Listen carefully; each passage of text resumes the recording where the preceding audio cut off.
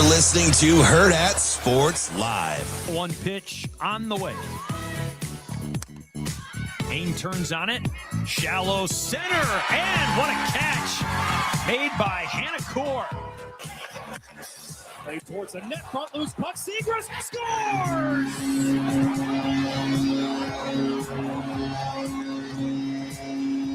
Trevor Segrist.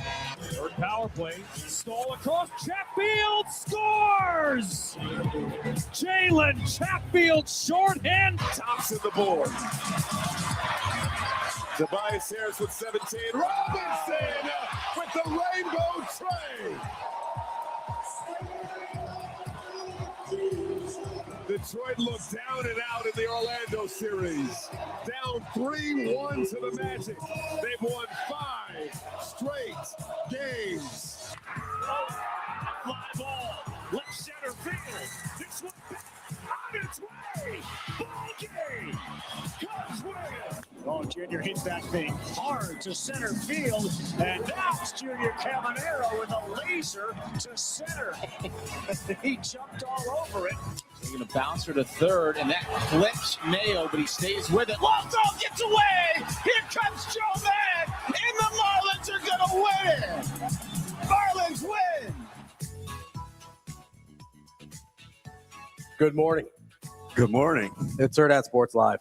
Is it? Presented by NextGen Male Medical. How we do it? That's DB. So I told Shane, I was right. I remember I told you he's just kind of starting off in his prickish ways. What? I was like, What do you mean? Well, we were taking the elevator together. And Yeah, I it was said, a lovely time. and I go, God, I said, it kind of smells like pizza. Might have something to do with the pizza I have. That's not what I said. Shane, I said probably the pizza I'm holding. what's with the delivery? What do you mean? Yeah, what do you mean? I mean, pizza smells like pizza, so that's probably what you were getting there. That was my guess. I don't know. Okay. I did some in-depth research for you. I figured out why you're such a bag. No. What did you research? I come by that naturally. Got that right. I know that you have a big problem, and I was trying to help you. Oh, do tell. So I know that you were very distressed about the car in your spot. Yes. When you're in your Sheldon Cooper ways. It's still there. So clearly they're traveling. Yeah. So I figured out who it belongs to. All right. And we can't tow it because we like him. Oh, good dude. Yeah. So it's part of the trip. Is it Colin? Nope. It's part of our crew that went to. It's not Kyle. He has a truck. Nope. It's I'll get to it if you let me. It's on and popping. I'm not waiting to get slaughtered today. It is on and crack-lacking. It's part of our crew that went down to Dallas for the MLV championships, which congrats to the Supernovas going on to the finals. So today is going to be the day. It's our guy, Andy Rosenau. Oh, okay. He does all Andy. He does all the in-arena stuff here when we're at home. I'm not 100% sure what he's doing down there specifically. Yeah, I'm going to have to get Andy a new rest my car spot. Yeah, I'm surprised you didn't park it around back. Yeah, that would have been convenient. That's where a lot of people do. Like the church chat lady. He may have not thought about it before because he was here for work that day and then they left. Yeah. So he may have not thought about it before he left. But so I'm pretty sure that's Andy's car. What's my man Colin do? Is he doing anything with them this weekend? Which one? My favorite Colin with the big guy. No, lean. Yeah, with the little shadow. Call it S. No, he's here. He's in town. Okay, I like him. Yeah, I didn't realize he was a Steelers fan. Yeah. That's my dude. Big Steelers and he's fan. Always been super kind. Yeah. Big Steelers fan. Always he was asking me about their draft. What's that? I don't know him like that. Mm-hmm. Really. We just do shoots and stuff together. But do you know what I really liked? What's that? His glasses frames. But I didn't know how to broach it. You can just be like, hey man, I like your glasses. It's all right. You can give people compliments, DB. That's not how I would have said it. It would have been something more like, and we were at Orson Gardens. Oh, okay. Well, you were already in a mood that day. Yeah, and it was kind of we weren't really on a date night, but it was like a date night thing. And so what I wanted to say was, I was like, oh man, you look super sharp in those glasses. Those are sweet. Yeah. Like that's what I would have said. That's just a nice compliment, though. I didn't feel like it fit at the moment, so I ate it. I mean, you weren't saying it to me. What happened? No, because they're like, hey, can you guys just walk like this and talk? I was like, it's kind of weird. At least for me. I'm sorry. I'm not that secure. I thought we were friends. No. No. Are you crazy? You're like, yeah, like Bella God, she is such a cutie pie. and Micah and Caleb. She's unbelievable. We got errands to run. Natasha likes Zoe, so that you got that going for you. Yeah, Zoe's funny. I got roped into umping last night. The ump just didn't show up. That's terrible. I might have been a little too official. You might have a little tight zone for the No, kids not there. at all. Like I have fun, right? I love kids. Yeah. So I'm like tapping their catcher on the helmet. She's like talking. One time, they're I don't know anybody on their team, right? But Okay. I'm having fun and I'm giving signals, right? I'm not super boisterous or anything, but I'm like, hey, time, pitch, no outs. Like I'm giving the count, not trying not to be super whatever. Mhm. And the catcher had like this, she had like these fancy ponytails, or I don't know what girls call them. Like she had two things here that look like ram horns, and then she had a long one in the back, but she's under a catcher's mask.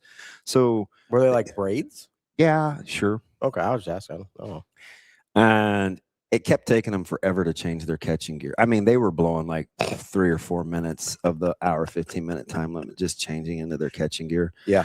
So she comes bebopping out, and I go, "Oh my gosh!" I said, "Are you? That's what's going on under that helmet? Like, I like those braids." And she said, "Yeah, I thought we were cool. But I had sunflower seeds. Yeah. I'm not really an aggressive spitter because I don't like to crack them. Mhm.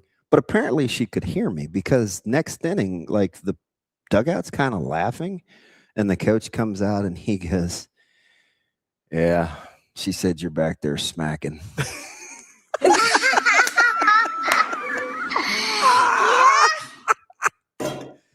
I was like, I told her, I said, "See, I thought we were friends."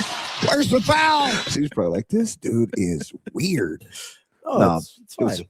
it was the only bad part of it was I got my shoes dirty, but I put them in a wash immediately. Oh, I would have thought the bad part was watching a 7-year-old softball game. No, it's fun. They rake. Doesn't seem like that much fun. So I don't know. Like their coach, they throw strikes, man. That's good. Is it? You think it's easier to throw strikes underhand early? That is the natural movement of your arm. Yeah, it's less. I would say yes. Okay. I would say yes. Because that was my, that's my immediate thought is it's a little bit more natural motion. As Yeah, opposed to I think overhand is tough. the overhand pitching is rough. It's pretty tough. Whoever came up with that idea, come on, man. Yeah, but What are we I'm doing? like, I feel like, I don't know. It's like deja vu all over again. How fast do you think you could throw? Because like Underhand? the size of a softball slows it down also, right? Correct. So how fast do you think you could throw like a baseball underhand? Not you personally, but like humanity. I don't know. The only person I ever knew that was like really good with a baseball underhand Mhm. was Lance Brown. Mm. Because he played fast pitch, so he could So he had the motion. he kinda had the down already. motion and he could whip a baseball. Sometimes we would be warming up Mhm. and he would just like whip these things underhand. And I was Yeah. like, damn, that's pretty sweet. I'm wondering, you The get grip would be something too. sure, yeah, you could So get when all I sorts first- of. Like when I first started playing baseball, the hardest thing for me was to get the grip back because I was used to throwing a softball. That baseball is teeny. Yeah. No, it feels like you got like a marble in your hand. Yeah. So listen, we were at we had that meeting with like a new player meeting Mhm. at 1-8 at DJ's building, and so we had a couple of the young guys. We had like Braylon and Micah and one of these other guys, Adrian Gonzalez, good player. And so afterwards, there's a batting cage in there. Mhm. So Braylon's never thrown a baseball, Like in his life. like never played baseball. Okay. Never played baseball. So he's just grabbing balls and he's just like whipping them against the net. And I was like, man, in my head, to your point, I was like, I thought you could throw a lot harder. Mm. Because I mean, he can throw a ball like Yeah, no, he can. 60 yards, Yeah. right? And he's got a hose. Yeah. So you'd think it would just, and he's like, nah, this thing, it just feels weird in my hand. I've never thrown one before. Yeah. So I don't take that stuff for granted. It's like when if he figured it out, he could probably throw pretty hard. Yeah, because he's got a cannon, yeah. And but the funny thing is have you heard me say this where you get to a certain age and it's hard to believe you can't catch? Oh yeah. Yeah. Like for the life of me, that is very hard for me, more than the deodorant phenomenon. There's a lot of chat about that in the Discord yesterday. Yeah. It's like, how far is he rolling that thing up? Why is it breaking all the time? Did you like scrape your armpit one time with the plastic and now you're a little like gun shy about it? Okay. I mean, do you really want this? I'm trusting you guys. Tree of trust. So lately, okay. I'm right hand, left hand. I can't use this hand the way that I want to. Yeah, because it's a little jacked up. So my touch is a little off. Okay. And no, I'm not jamming it in my armpit, but it's like my strokes are off. Okay. So you gotta give yourself a little more leeway there. Yeah. Okay. I mean, that makes sense. Am I doing keep watering the bamboo? Well, all I heard yesterday was, man, DB, you're weird, or DB, you got issues. I just was trying to share a grocery shopping story. More sense than just like, I'm just imagining sitting here, you like rolling that thing up, and it's like, all right, so that's enough. I am a guy that wants every penny of my deodorant. No, I get that. My usually I just threw one out this morning. I will go home and I will show it to you. Usually when one of them breaks, it's like at the very bottom. For me, no, I've been not mid stroke, capsule. I don't know. Yeah, whatever you call it. I've been mid one of those. Mid stick. Yeah, I've been mid stick before. Stick.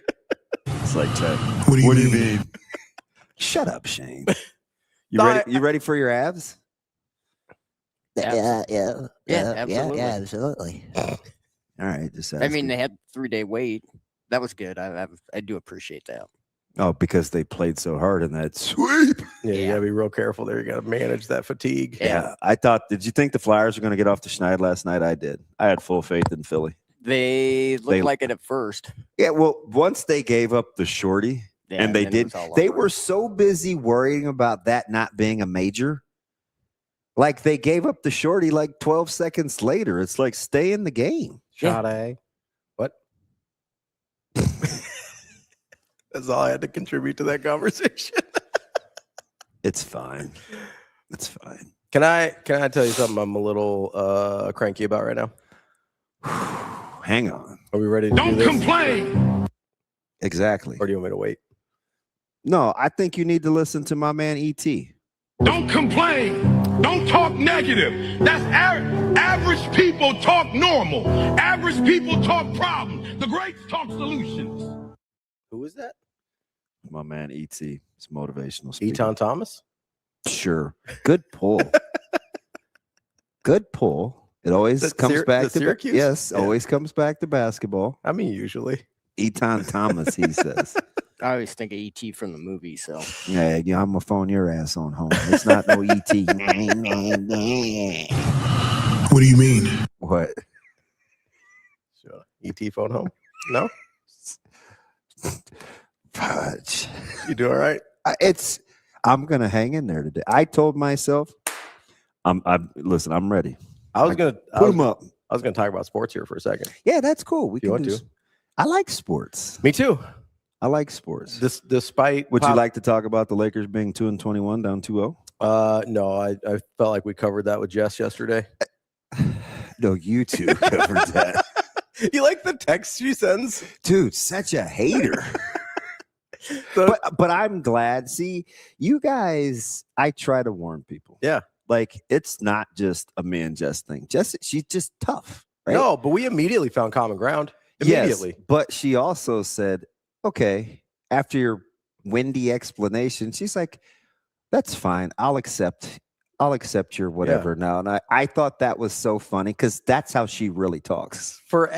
She's going to put you through, like, it ain't just going to be easy. For as irrational as people think I am, like, there is a pretty consistent irrationality. Like, there's a logical consistency to my irrationality. AJ, Jimmy Neutron, do we believe that? Is there a logical consistency to his idiocy.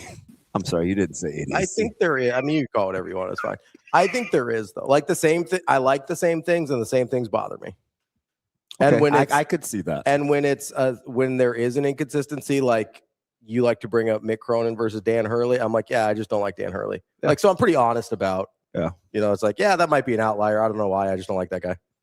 I think So the when scariest. She texted me a thing about Shea yesterday. She did in the group between us, Mm-hmm. and it's about how he's not as much of a foul baiter as people think, and didn't even, as you would call him, a foul merchant. Lots of people call him that, but sure.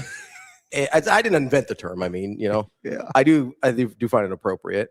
But it's like, well, Luka does this, and I was like, well, and Harden was even worse. I was like, well, if it makes you feel any better, I really don't like how Yeah. Harden or Luka play either. We've had some like pretty aggressive conversations about that on the show. I mean, Harden's one of my least favorite players ever. My man went stylistically. 3 of 13 last night with more turnovers than field goals made again. It's my favorite time of year. After somebody's convinced themselves that Harden won't be who he's been his entire career in the playoffs. God, he looks like They're horse like, manure. wait a second. With us, it'll be different. He blows. Yeah, no, he is. But the Cavs haven't won on the road yet. No, so- but he's one of the worst playoff for a player of that stature. Yeah. He's one of the worst playoff performers of all time. I mean, and the Cavs are undefeated at home, so they get to go back to the house. But one thing that may not age well, I'm not shooting my shot because the series doesn't happen until you went on the road. Mhm. There's a couple of things Joel got at me for that I have stored in the Rolodex. Ooh, which ones? And the Cavs doing the Pistons was one of them. You know, I talked about putting it on Sim. He's going to be right with OKC Lakers. That wasn't a hot take. Mhm. I've stored the Utah Jazz in the Rolodex. Mm. What was the one where he said, are you looking at my face right now? That was the Jazz. Okay, so it was the Hornets Yes. just previous. Hornets was the first one. That when you said the Jazz, he goes, the Jazz? You can see my face right now, right? Yeah. But the Cavs are awful. Yeah. On the road. Yeah, they're just a strangely constructed team. I think at some point they thought Evan Mobley was going to turn into something he's just not going to turn into. Like, he's a good player, but he's not that next level of like, I will drag teams through the playoffs. Juan, I have never played sports. He's a big Wii Sports guy, Juan. What's Wii? Oh, like WI, like the thing. The Nintendo Wii. We went through They that were fun in at my a time. former life. Caleb was like 3 or 4, maybe. Yeah. We used to rock with It Wii, was and- fun. There was a moment where it was a good time. But much like that period in my life, it came and went. I don't even know where that is. Probably for the best. Yeah. What do you mean? Where is that thing? I think we both have that in common. Over. No, I mean, I think I'm batting 500 right now. It's okay. Oh shoot! We'll see. It's a heck of an average. We'll see if we get That'll put you in the Hall of Fame. exactly best player of all time. Put you in the Hall of Fame. But I mean, Mitchell did show up, which I think he's like, hey, listen, I love he made the distinction. I want to make this clear. Mhm. I'm missing an inside joke somewhere because if you get Headley going this early, Yeah, I'm not sure what's happening here. what's this you got? I don't want to know. I'm going to let you finish the story first. Then I want to know why. Because Juan always has there's always a method to Yeah, that. there's an agenda there. I don't know what it is yet. LeBron can't get to by the way, did you hear Redick? Oh, I should have sent those. I mean, JJ Redick's getting fined. yeah. Oh yeah. Well, I know they got into the dust up, Well, he got teed up. and he got teed up. Yeah. Yeah, he's getting fined. It's going to be about the cost of his hair gel. I'm not sure that he minds. No. And even Austin Reeves went off. Yeah, the Reeves one was a little surprising. He's usually not like that. No, JJ, you kind of JJ's kind of like that. I mean, it was a quiet 31 for getting dusted off. I looked at the halftime line when the Lakers were up. Mhm. What is it, 58-57? Yep. What do you think the halftime line was? For Reeves? No, just the game. What do you mean the line? Oh, you mean like the spread for the? Sorry, I thought I was thinking like box score. I feel like I'm living at home. Uh, what do you like? The question is pretty straightforward. I would have said it was OKC minus 7.5 It's 11. and covered in space. Going away. Not a problem. Safe as a kitten. I said, oh, they ain't winning. No. I just wanted to get a feel, right? Yeah. Like, hey, what's the perception? Yeah. Yeah, it was 11. It played out strangely like the first game did, where it's like hanging around for a while and then Weird, see because ya. both games they lost by 18. Yeah. And it's also the 5th 15-point loss in the playoffs. Yeah, that's not great. You haven't played that long. It's a weird team. They rot real bad. I can't stand them. Yeah, as much as like stylistically Luka bothers me, they're not. I mean, they can't do anything without him in terms of like a real run. Did it seem like Reeves went for 31? No, not really, but I don't know. It's hard to tell sometimes when you're getting smoked in the second half, like what actually is happening. I wish nobody would want the tickets if they can make it back to OKC, because I might have to have a little road trip. our connect, like try to hook it up. Yeah. Although when you get to that sphere of influence, people don't care whether you give them tickets home or away. You probably fly them out. So it's not like Reeves only gets 4 tickets and nobody's coming because it's a road game. It's a roadie. Pretty sure they'll make it to OKC if you can win one in Los Angeles. Well, I don't think Reeves isn't making that good money yet, is he? Dude, he's a millionaire. Relative to the sport, he's going to get the new deal. I just mean he may not be on like that private jet money yet. You know what I mean? Listen, it's about $8-9 grand to get that thing up in the air for a shorty. All right. 10 grand. It'll be fine. That's pocket change. He probably gets that in endorsement money. What's his knee sleeve company? They'll pay for I it. have no idea. He's making 15 this year. He's okay. Yeah. Don Joy. He'll probably find. Hey, Don Joy, did you used to wear Don Joys? Nah. Do you know what Don Joys are? Yeah, it's like the It's a brand. yeah, it's a brand of like braces and stuff like that. A big Don Joy guy. No, I don't know why I'm use. stressing the accent. You're really syllable, stuck like- on Don Joy. I don't know what that. No, that's not the company that I think of. Hold on, I got Who do you think of? Well, so what is it? Like something else neoprene? No, yeah, it's one of those like old school ones. It starts with a B. B or an M. Yeah, I don't know why those. That's not good enough. That's That's listen. You got to help me out that's here, a man. that's a terrible Jeopardy clue. It starts with a B or an M. B Good luck. or an M? No. Oh, Mueller. Oh yeah. Mueller's Mueller. yeah. Yeah, that's the one. Oh, and then McDavid. That was McDavid is super popular. Those were the ones I was thinking of. Mueller and McDavid. Is that what your Google brought you to? You're so slow. I found it. It's fine. Those aren't the brands I use. That was so whiny. I found it. Hey, Scott knew. Scott knew both of them. Google me. Well, he's smarter than you. And number 2, you Google like He's a also geriatric. Older than me, so he probably remembers when those were like the go-tos. Oh boy. No, I use ASO ankle braces. Yeah. Those are high quality ones. Yeah. And then I use. Did I tell you about the time at Lifetime? Mhm. This was so long ago, and Nick wasn't that far removed from playing. And Timo's and some of the guys that Timo's knew at the gym wanted to get a game in, and they wanted to play pickup with Nick. And Nick didn't want to hoop with him because he said he didn't bring his ankle braces. 100%. That's a real thing. They're like, come on, bro. Like Nick's like, nah, I ain't about that life. I need my braces with you yahoos. I've rolled. They were so mad at him. I've rolled my ankles so many times. I'm not even thinking about hooping without braces on. Just do it. Oh my god. I've had surgery on my ankle. I've rolled it so many times. Like, nah, I'm not even gonna laugh because I had a hairline fracture that I didn't even know. They told me I had the ankles of a 40-year-old, and I was like 26. I've got anchors in my ankle from all the times I rolled it. I'm not doing anything without those braces. You're a mess. Listen, we just soldier on, Duct tape. I'm one to talk. I was gonna say, how's that eye leaking doing? Dude, I got hey, by the way, a non-shameful plug. If your allergies are kicking in, you do need to go to NextGen. Do I need to get that shot? I didn't know they had an allergy shot. Yeah, it's I always look at the board because I like the art. Yeah. It's so stupid. I like to my attention. Yeah. So the colors, and I like the script too. So whoever does, yeah, they got good handwriting. Whoever does it, yeah. So Avery's gonna think I'm a total goofball because I didn't know that was her office, and she was just getting there for that meeting, and I just I didn't want to like sometimes people don't want to walk in so I just kind of looked, and she's at her desk, and I go, "Is that your writing?" Mhm. No, I said, "Who wrote that?" That was probably offensive. I should have just probably like if she would have said, "Who do you think?" I probably would have earned it. Yeah, You know what I mean? for sure. I was like, "Who?" I was like, "Who's writing? Did you write that?" She's like, "Yeah." I was like, "Okay." Like, I'm a big. No, she's got good handwriting. So for me, You know what? I'll take it.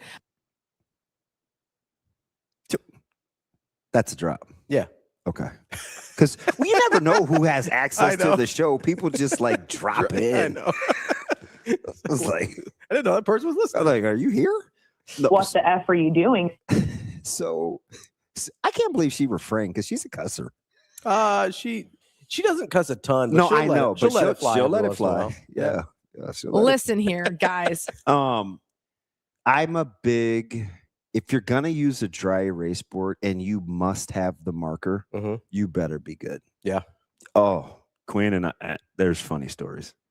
You guys go fight over it. He writes like a 4-year-old. I have to imagine. And I cannot stand his X's and O's. So I'm like, "Hey, you talk, I'll draw."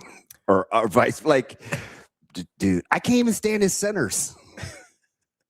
There's 2 types of people when you make your centers. Yeah.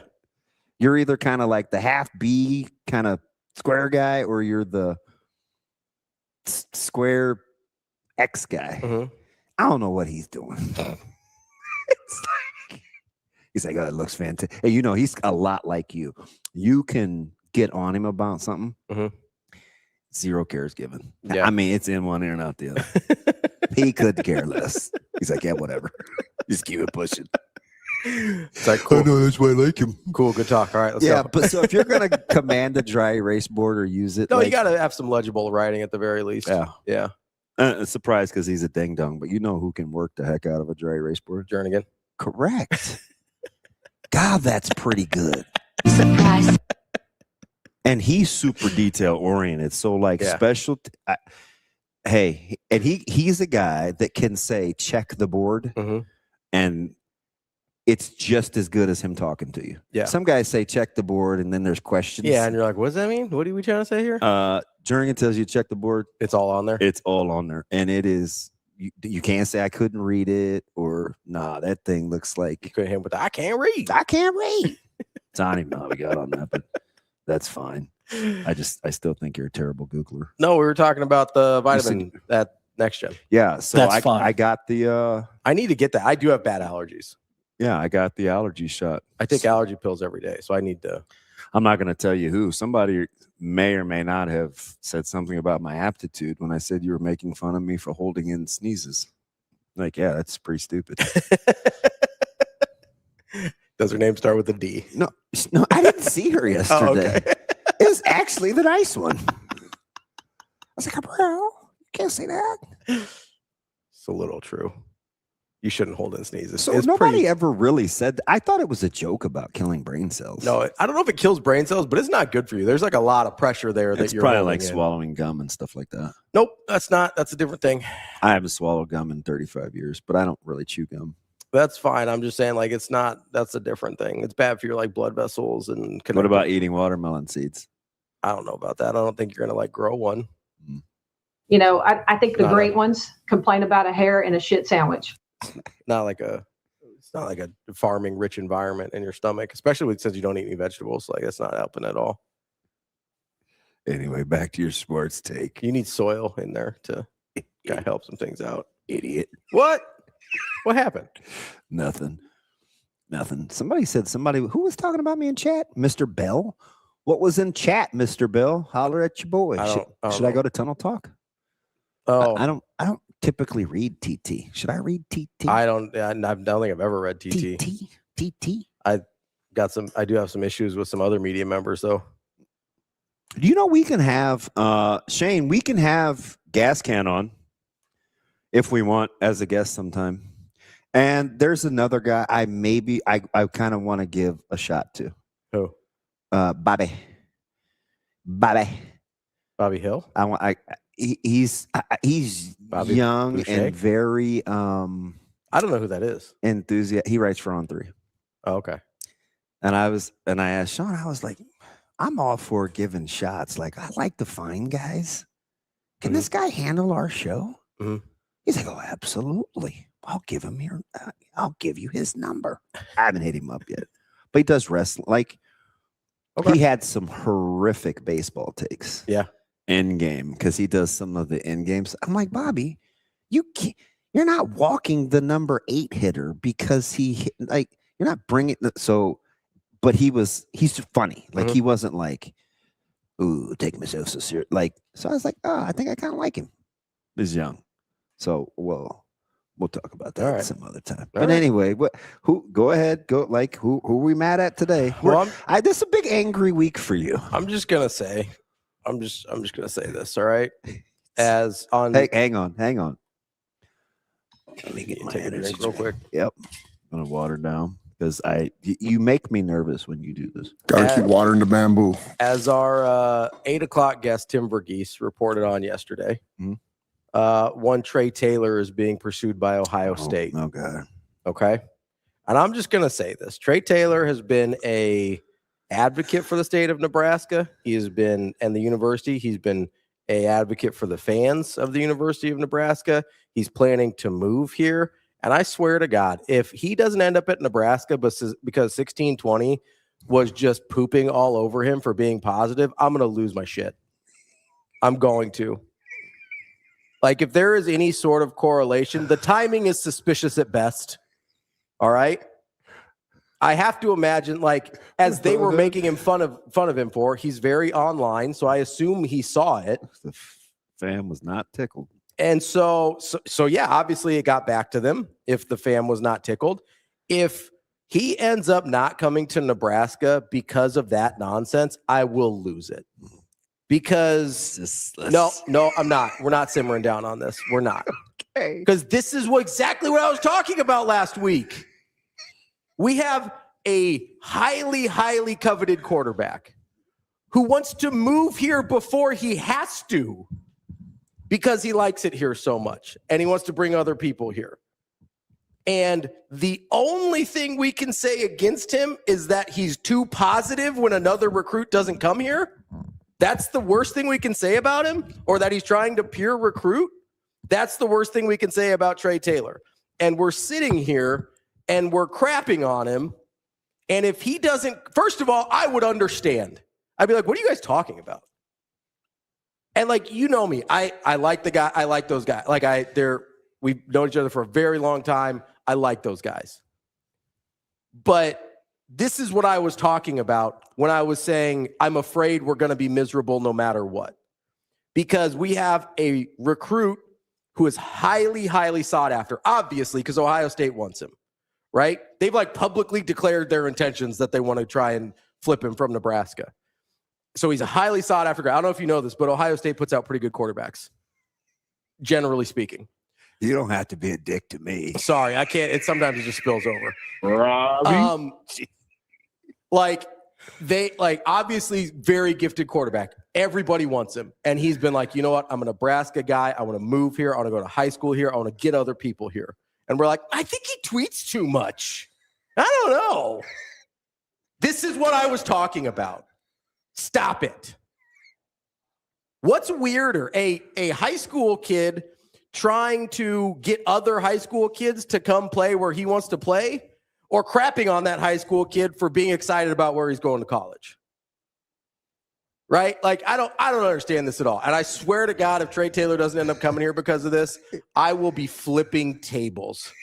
I will be Jesus in the temple. I will just be flipping shit over. I will lose my mind. Because who gave the tabernacle reference yesterday? It was Adam. It was Adam McClintock. It was flipping brilliant. It was, yeah. I'm like, Adam, I didn't know you had that kind of game. I didn't know he was rolling like that. But if that's what's if that ends up happening, I will lose it. I will burn it to the ground. Like, you think this is scorched earth? You guys haven't seen scorched earth yet. And it's not because I think Trae Taylor's the savior of the program or anything like that. I think he's a good kid trying to do the things that, like, he wants to be here. And if you're like, I don't know, you're tweeting a lot. I don't even know if it's you tweeting. Okay, cool. Who cares? Who cares? This dude's actively trying to get other people to come here. We're like, oh, it's so hard to recruit to Nebraska, and they don't have enough talent. And when you've got talent here, we're like, they're online a lot. I don't know. What are we talking about? It's 2026 and he's 17 years old. Of course he's online a lot. That's all. I don't want, don't do this. Don't do it. This is exactly, I was talking about wins and losses, but this is exactly what I'm talking about. About people choosing to be miserable no matter what. And I hope it's a vocal minority. I really, really do. And a lot of people have talked to me on social media and stuff like that. They're like, somebody was tweeting at me that he said, there's a huge silent optimist. I need the optimist to be a little louder for me, right? Because I'm struggling here. The pessimists are too loud. Optimists, I need you to start talking a little bit. That's what I need from you, because the Trae Taylors of the world are hearing the pessimists just as loud as I am. I showed you the message about admin, right? I don't think so. No? This is what I was afraid of. This is what I was talking about. And people are like, oh, he's freaking out about nothing and blah, blah, blah. And we've been terrible forever. Even when good things happen, we're just like, we find something to bitch and moan about. No, I'm not gonna. I probably need to go back and listen. This part. Okay, let me read this here.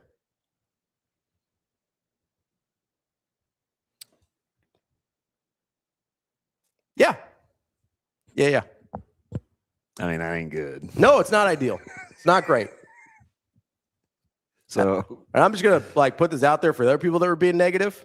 Not that part, but the other people being negative out there. Guess what? Matt Rule being at the Kentucky Derby had nothing to do with Ahmad Hudson not coming to Nebraska. Oh, no, you didn't. That was what the Ahmad Hudson thing started with. That's what the Trae Taylor thing started with, was Ahmad Hudson. The Trae Taylor thing started with Ahmad Hudson. And I saw people online being literally in the chat. People are like, on Monday, in the chat, people are like, well, if he wouldn't have been at the Derby, maybe Ahmad Hudson would be coming to Nebraska. That's not a thing. You think Ahmad Hudson was like, oh my God, you're at a horse race? LSU, sign me up. Let's do it. It's definitely not that he's from there. Can I just say, I did not know. So some of this is new. Yeah. Okay. Yeah. And I'm not trying to hop on the light switch gas train. But if people were, I missed it. I clearly missed that. Do you know why he was in there to begin with? I assume it was something to do with a booster. Yes. That's what all the trips are. That's what all the trips are. It's always a booster. He was in New York because of a booster. He was at the Kentucky Derby because of a booster. I just assume when he's at an event, it's because of a booster, because he's trying to get some goddamn money for the roster that you guys are going to bitch about anyway.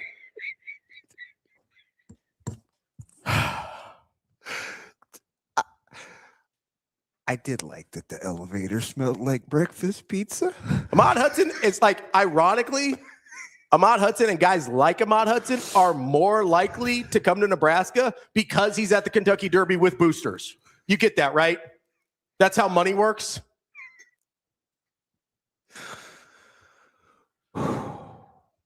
Yeah, Tim says, wait, are there rich people at horse racing? So bad. I missed that whole thing. That's what started the Trae Taylor thing, was Ahmad Hudson. The tweet was, hey, we missed out on this one. Husker fans keep. I saw the tweet. It was about Ahmad Hudson, and people when Ahmad Hudson announced, it was like, well, if we're not busy at the Kentucky Derby, maybe we get the best tight end in the country. It's like, yeah, that's not how any of this works at all. So I don't know why you. Because this is what I'm worried about. Because now, Ohio State can use this. Listen, full disclosure. Yeah.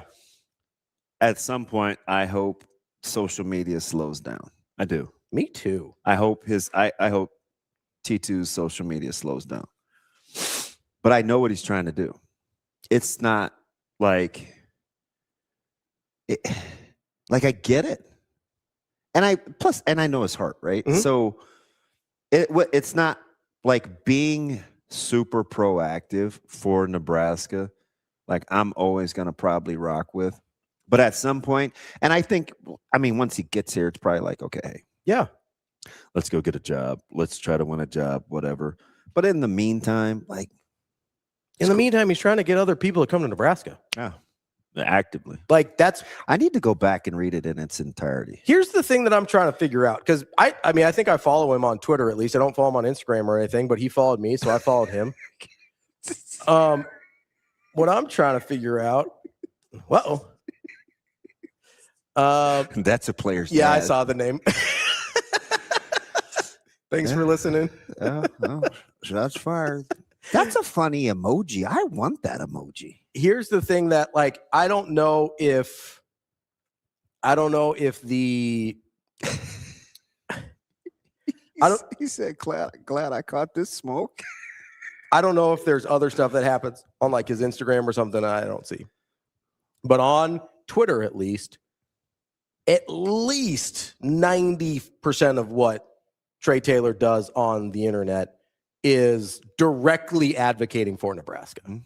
Talking about how great it is, talking about how he's excited to be here, trying to get other people to come here. We've talked to him a couple times. I basically have never seen him do he's not one of those we see there's different types of being online, right?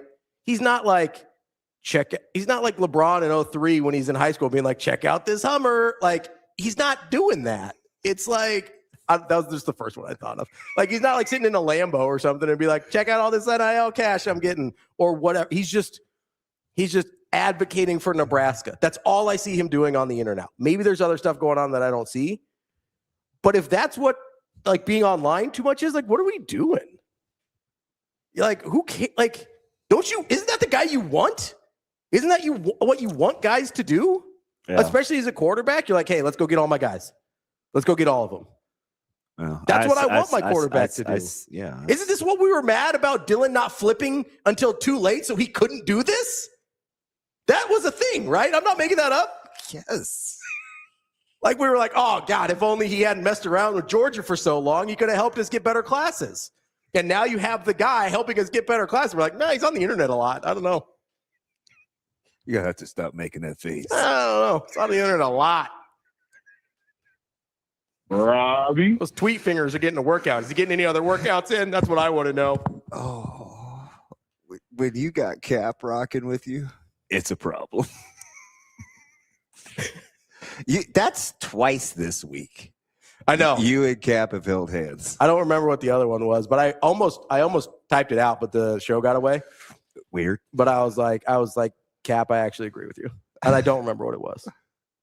Really? Yeah. Listen. Sometimes you are all grown up. I can agree with anybody if they agree with me. Come on, man. It's not usually how it works. My point is I'm not defiant just to be defiant. I don't care who it is. If they agree with me, I might just be like, I wish somebody else is on my team, but I'll take it. So you got some issues, man. Whew. All right. What is that, TK?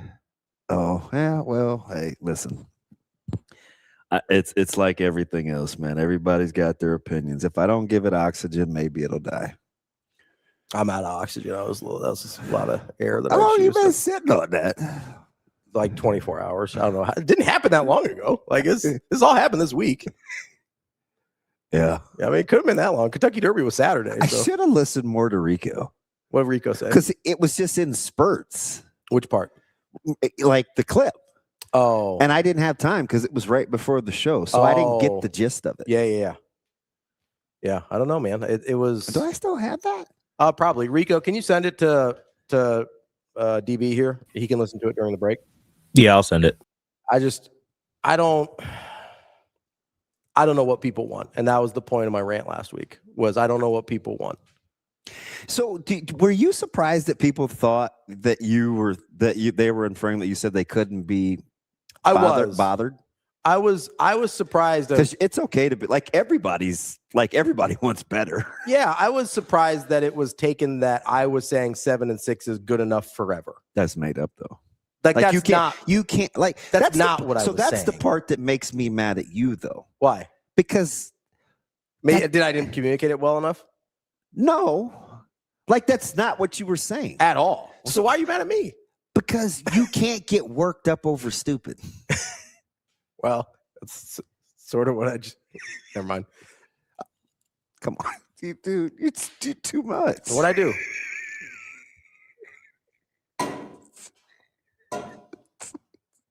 I was. Let me see that can. I was very surprised. They only had one of the black raspberry today, so I think my other one is blue raz. How are you only getting 5 cals out of this whole can? This is bigger than my bum. Not my butt, but my. See, I was going to give clarity. Just give me another 4 seconds. I know, but the clarity was worse. You're like, well, not my butt. Because I knew what you meant. I know the other people may not have. But I don't want to talk about it anymore. The way you get this is copious amounts of chemicals, which I'm okay with. So the bum is just a mini can. And yeah, it's 5 calories. Yeah, you gave me a little, you poured a little out for me. Yeah. No, it wasn't bad. Like the rest of the homies. Just pour one out for my homies. This goes out to my homies. No, I was very surprised that people took what I was saying as everybody just be happy with 7 and 6. It's great. It's going to be great forever at 7 and 6. That's 100% not what I was saying. Yeah. What I was saying is this is dramatically better than it's been. This is clear progress. I don't know if there's more progress to be had, and I think there is. I hope there is. I believe there is. I don't know yet. What I do know is there's no way around this being the best stretch in a decade. And so I was surprised that people, they probably just wanted to be mad. Like I probably just need to figure that out at some point. There's like some people just want to be mad, and they were going to find something to be mad about what I said.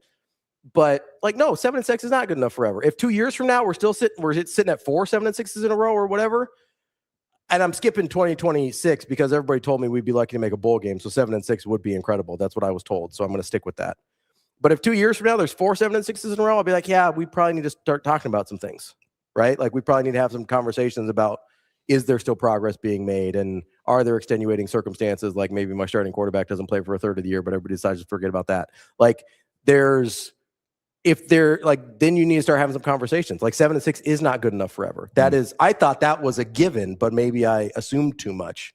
But 7 and 6, like when you start at, and this is the reason I kept bringing up what happened before, because if you know some of those like big buildings, they've got really deep, I don't know, what do they call it? Skyscrapers. God, that was weird. Like some of those skyscrapers have like 15 floors below ground, right? It's part of the infrastructure. They've got all the maintenance and stuff down there.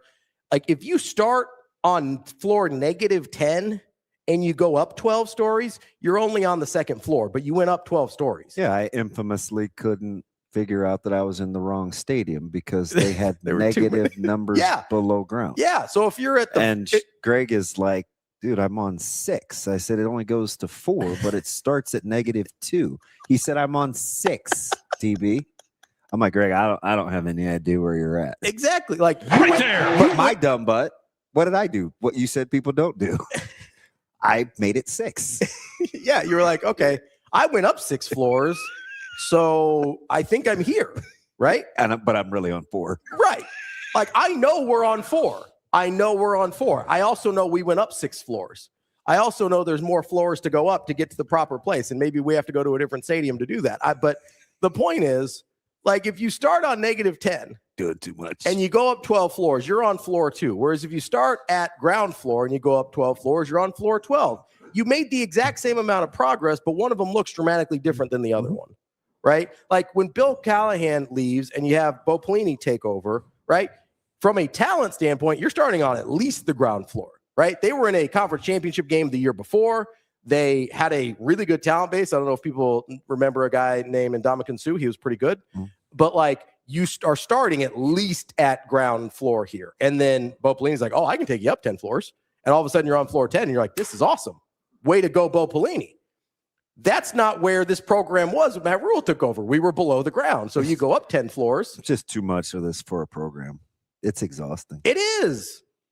I get it. But that's why I couldn't believe that people were like, oh yeah, 7 and 6 is good enough. No, whatever the hell it is. No one ever said that. I still understand we've gone up 10 floors. Yeah. I want to go up 10 more. Like, I don't want to stay on floor 2 or the ground floor. I want to go up to the penthouse. Let's go there. That was fun before. Penthouses are dope. Let's go up to a penthouse. But in the meantime, we may have to take the stairs for a little bit. The elevator has been shut off from us. I was just reading Sadie's comments. He may be right. What did he say? He said he thought it was the headline. And I don't want to re-drum that. As you can see, like, it might have been. I don't know. This actually works. Because sometimes I think, like, people close to me will be like, hey, you know, you didn't have much to say. And my response to them is, that's my friend. Me not saying much about what you're saying is because I didn't have much to contribute. Sure. Right? That's your thought process. I'm listening. Mm-hmm. I'm trying to help make distinctions along the yeah, way. like hone what I'm talking about. So it gets clear. Yeah, so that people don't have misconceptions when Which it ends up that's being, just what I like to do, right? Yeah, like, which I appreciate. Because sometimes I need clarification. And it's no different than me not saying anything about Jason. Yeah. Or whomever. Yeah. Right? Or like sometimes it just doesn't, it's just an opinion. And I don't have to have a thought on it. Yeah. I have opinions on lots of things you don't care about, and vice versa. And even to that point, it's like, who got on me? Was it my mom? Somebody wasn't happy with the defensive play and Dylan being hurt. And I was like, wait a minute, go back and listen. I didn't undercut him. What I said was, sure, the way you first framed the question is absolutely true. Yeah. Defenses sometimes play how offenses play, and depending on who's at quarterback, you can play a certain way defensively. I had no problems with that. I did not think there was a direct correlation and what eventually ailed Nebraska at the end due to Dylan's injury defensively. Totally fair. That's, you know what I mean? So, like, I'm not, my point in saying that is everybody can have their own opinion. Sometimes I'll agree, sometimes I won't, but I'm going to listen to the information, right? The other thing that I think sometimes is, like, people see the clips, and so it's me ranting for 3 minutes or That's whatever. Jimmy Neutron's fault. And that's fine. I mean, I understand why we do them like that. I just wanted to blame him for something. I don't know. He killed me yesterday with the pointy hats. Rico actually puts the clips out, but that's fine. Home for my 3-minute drive. I was like, was that a KKK reference or was he? Yes, it was. So hey, look. This is a true story. I was trying to give him the benefit of the doubt. I was like, there's no way he really meant that. No, right? Like maybe I took that someplace we weren't supposed to. That's what he meant. Okay, That's what he meant. I feel better now. DB, you know the bad guys in Django? It's those guys. It was funny though. No, it wasn't. Oh, okay, yeah, just kidding. It wasn't funny. See, that's why he walks around here like he's 6'7". Everybody loves Jimmy Neutron. My point is, like, you get a 3-minute clip, it's a 3-hour show. Like, you have a lot to say. It just wasn't in the clip. Yeah. You know what I mean? So it's like that happens. Oh, sorry, Josh.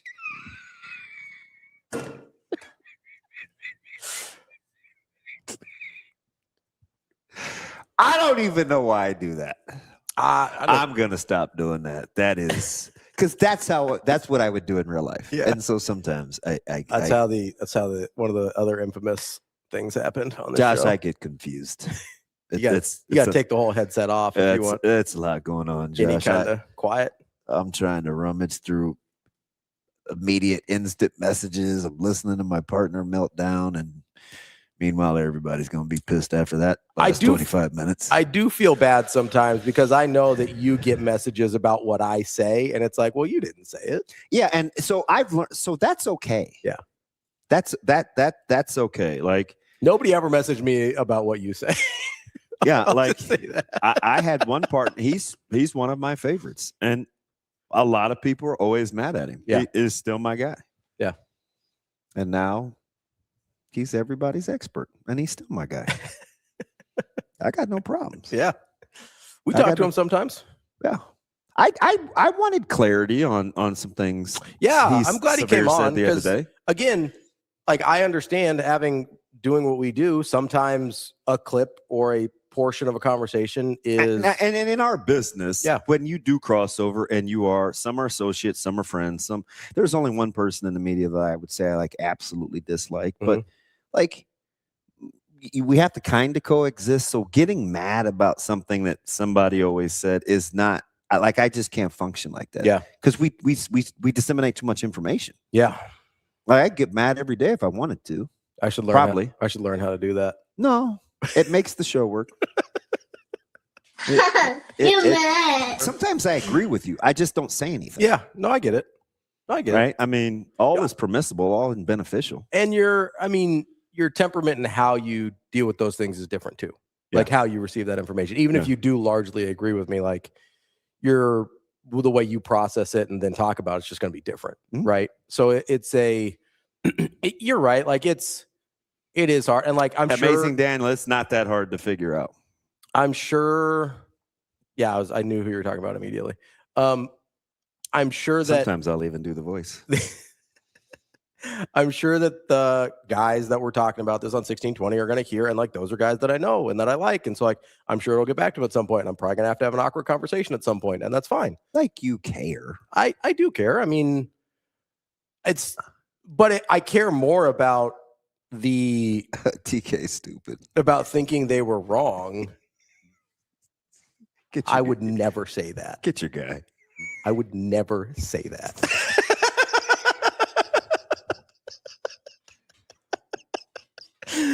I care more about me not liking what they did than I do an awkward conversation later. Like it's just gonna happen. I don't know, man. We're just different. Like I've been through so much. I just don't really have a ton of time to be mad.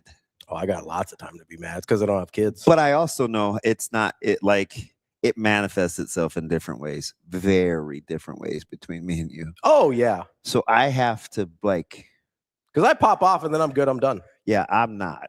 But yeah, you've seen that. Like, yeah, you'll let it simmer.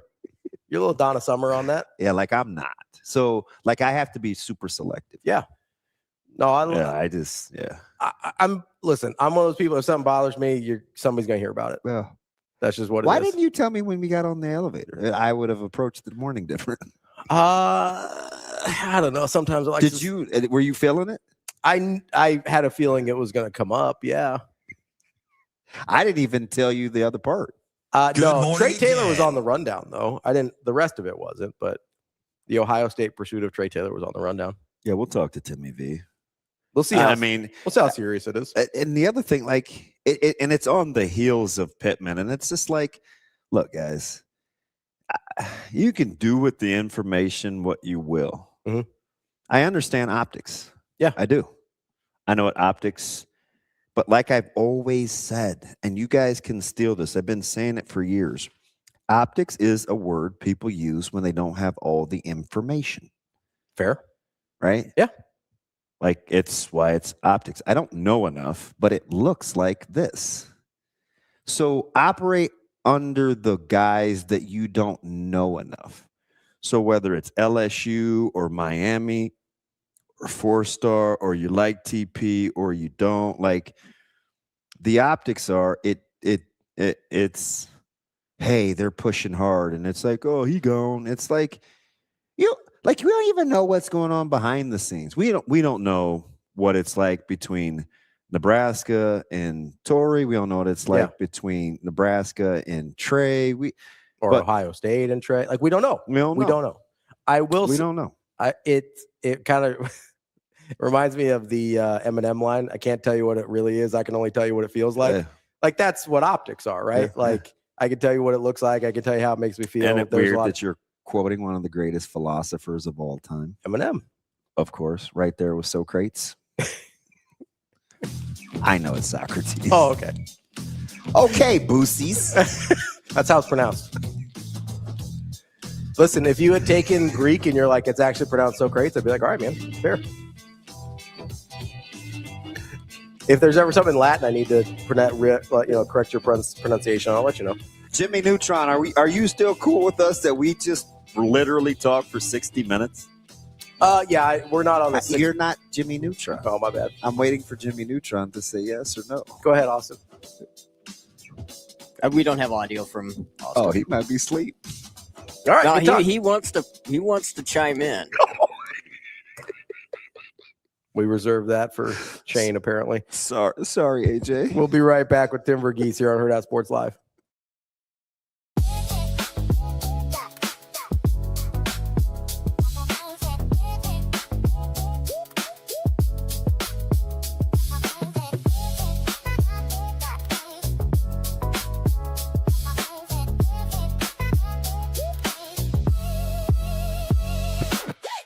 It's been special. Hard to put into words, to be honest. I get the feeling like we're playing catch in the backyard again when we were, 6 years old. So it's been pretty special playing with him, seeing him grow as a player, and just being around him on and off the field.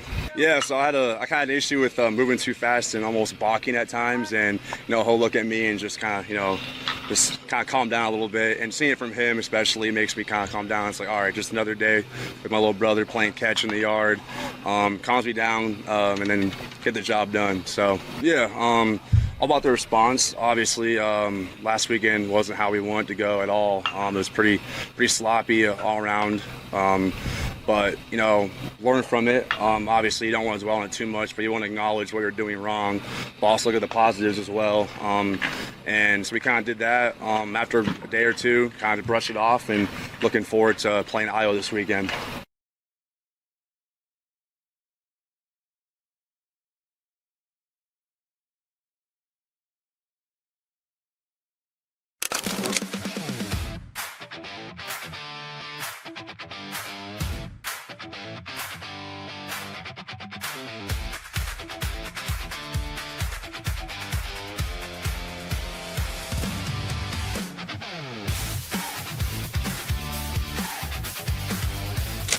I'm gonna cry because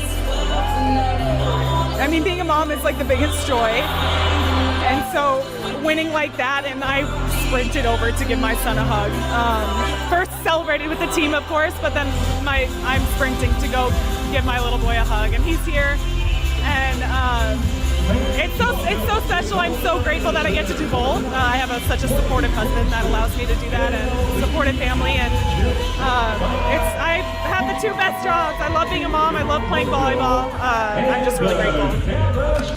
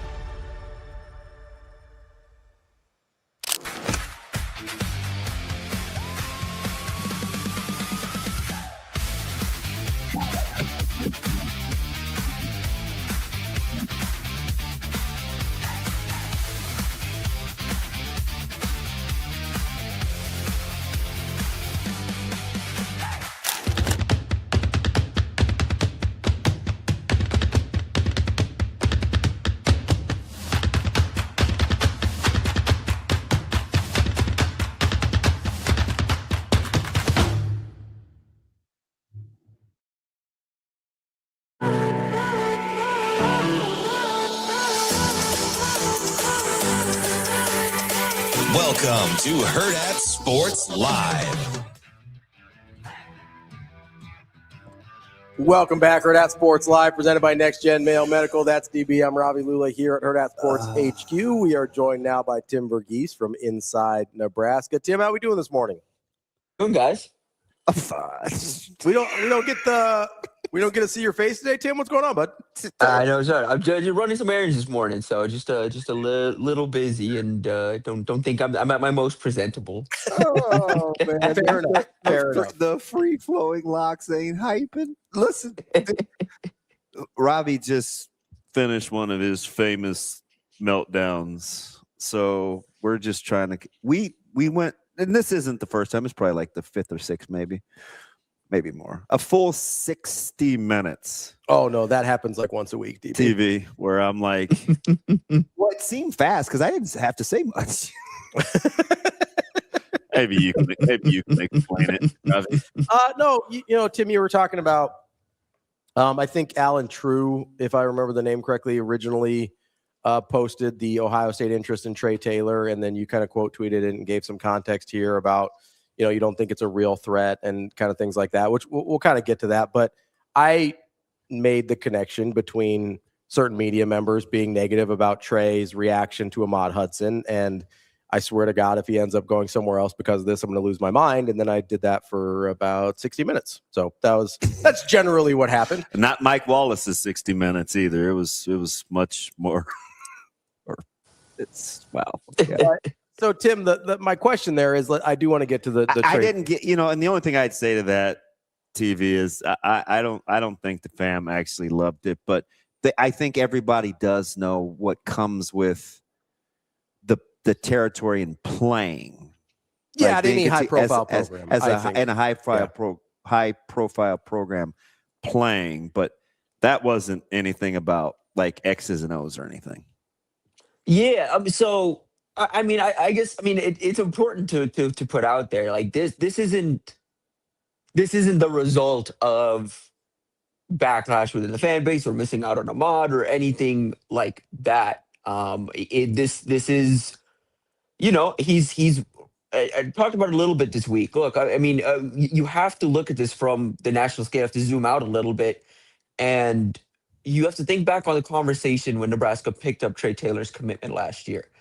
And again, this wasn't necessarily out there in public, but you asked around at some schools, other schools Taylor was in on, asked around in some schools within the region of like, okay, well, why didn't you guys push for Trae as hard? And there were some schools out there that wanted to wait and see. This whole cycle, Nebraska has somewhat avoided this QB carousel that you've seen and the dominoes that you've seen fall elsewhere. And how crazy the QB cycle has been here in 27 because they picked up such an early commitment from Trae. They took that early swing. They bet on Trae's talent. They both kind of bet on each other a little bit. And then now we're sitting here a year later. Nebraska holds the commitment from one of the surefire top 5 quarterback prospects here in the 2027 cycle. And the other part of this conversation is Ohio State took a similar swing themselves. And I can't speak for them, but they're operating now like a pretty unhappy customer. Trae is not the only quarterback they're after. If you go and look at the piece that Steve Wilfong put up, if you go and look at the piece Steve Wilfong put up yesterday, they're in contact and have watched about 8 to 10 quarterbacks here in the 27 cycle, many of whom have already committed elsewhere. Work out as of late. They are just actively in the quarterback market. Trae just happens to be perhaps the guy at the very top of that board for them now as they go about this search. Now, like I said yesterday, I don't think there's too much to be concerned about at this point. Trae has said all the right things about this program. He remains, again, the most active peer recruiter we've really ever seen in the modern era when it comes to a recruit pursuing others to join him at a program. We haven't seen anything like this, at least in Nebraska, in a while. And so you have that going on. You have he's moving in the very near future down to Millard South for his senior season. Now, that said, Nebraska has to win some games in the fall to prevent any more noise from, because Ohio State's not the only program in pursuit here. There are a number of Power 4 programs who, again, are waiting to see how some of the remaining QB dominoes fall here this summer. And then, it wouldn't surprise me if there are a couple teams in the SEC that circle back on Trae Taylor in the fall. Wouldn't surprise me if some of the who's who of college football on the West Coast, in maybe in the ACC, circle back, just depending on how their own quarterback search goes. Because, like I said, Trae has established himself as one of the top 5 quarterback prospects here in the country. And I had this conversation with a few people this week. We're a couple of weeks away from the Elite 11 finals. If you were to put out odds for who's going to win the Elite 11 finals, Trae would probably have the best odds. So we're talking about one of the best quarterbacks in the country. This is to be expected. This is what this looks like when you hold a commitment of a top ranked quarterback. Nebraska benefited from this on the other end of this with Dylan Raiola. That was a recruitment where, again, there was never a quiet, real moment in that recruitment. There were always schools in contact. And now we're on the other end of this where Nebraska holds the longtime commitment of one of the top quarterbacks here in the 27 cycle. And they're going to have to withstand. They're going to have to withstand pursuit from other programs. They have done a lot right. They're going to have to win some games. They're going to have to land some key recruits and really show Taylor and I think really prove to him. I mean, Taylor will play a part in this as a peer recruiter, but really show him that they're capable of surrounding him with the talent needed to elevate this program. Yeah, and it didn't really help that it's on the heels of the rumblings or whatever with what's going on with Torrey Pittman. We kind of broached it a little bit last week, and I think I saw it was either on your site or maybe it was your X account, kind of more of the same. And I don't want to speak for you in your stance where you think it's to be expected, or do you think somebody's cool? Like, what do you think is going on with Pittman? More of the same when you get a prospect like this? Yeah, something like that. I mean, like, look, he visited Miami. That's a program you can't really ignore if they're after you. And I'll also say this because I've seen that out there as well. Of hey, if these guys were really committed, they wouldn't be engaging with these schools. It's not how the recruiting process really works. Like Torrey Pittman can't say, "Hey, Miami, don't stop by my high school." Just don't. There's they're going to stop by. They want to stop by. Like they're going to stop by. So Miami's going to stop by. LSU's going to stop by. Like, yeah, you can do it. I remember being around. It was a couple cycles ago. DJ Hicks, 5-star defensive lineman, now at Texas A&M. And he announced his top 5, and I met with him and his family like a week later. And I was sitting down with his dad, who I'd gotten to know pretty well through the process. He's a head coach down there in the Houston area. And he was like, man, we announced his top 5. I thought things would slow down. I thought these schools would stop, but it's every day. It's schools that, haven't engaged with us in weeks or haven't really, given us any reason to be excited about them, that are still trying to get them on campus, still in contact. This is how the recruiting process works if you're a blue chip prospect. This is just kind of what it is. And like we mentioned way back when Torrey even committed, there was always going to be this chance that he wants to explore national options. He didn't get the chance to do so before he committed.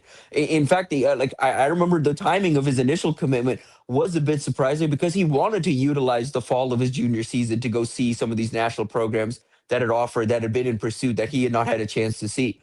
It's coming a little bit later, but he is finally doing, at least listening and doing his due diligence in evaluating some of those national options. Now, on the other end of this, like we've kind of talked about, he's someone that still kind of needs to prove it. And on Nebraska's end, they're actively moving, to put together a really, really good DB class with or without his commitment. They'd love to keep him in the class. They'd love to secure the highest ranked in-state commit or in-state prospect to come through the state in a while and keep him in the class. But if they don't, they have plenty of options at safety, at nickel, at corner, where they're going to be in a good spot to put together a good DB class regardless of what happens here. Tim, speaking of Miami being around Miller North and going to his school, there was a 2029 offer that went out to Achille Heath Moody.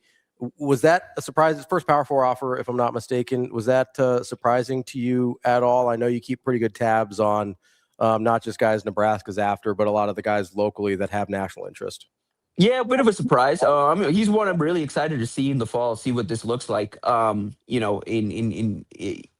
he's progressed. But it doesn't surprise me just in the sense that this is kind of how Miami operates with underclass talent. They extend those offers pretty early. They like to get in the mix pretty early because they know, nothing's really committable with them until you visit. It's like Georgia. Georgia does the same thing. They can always say no.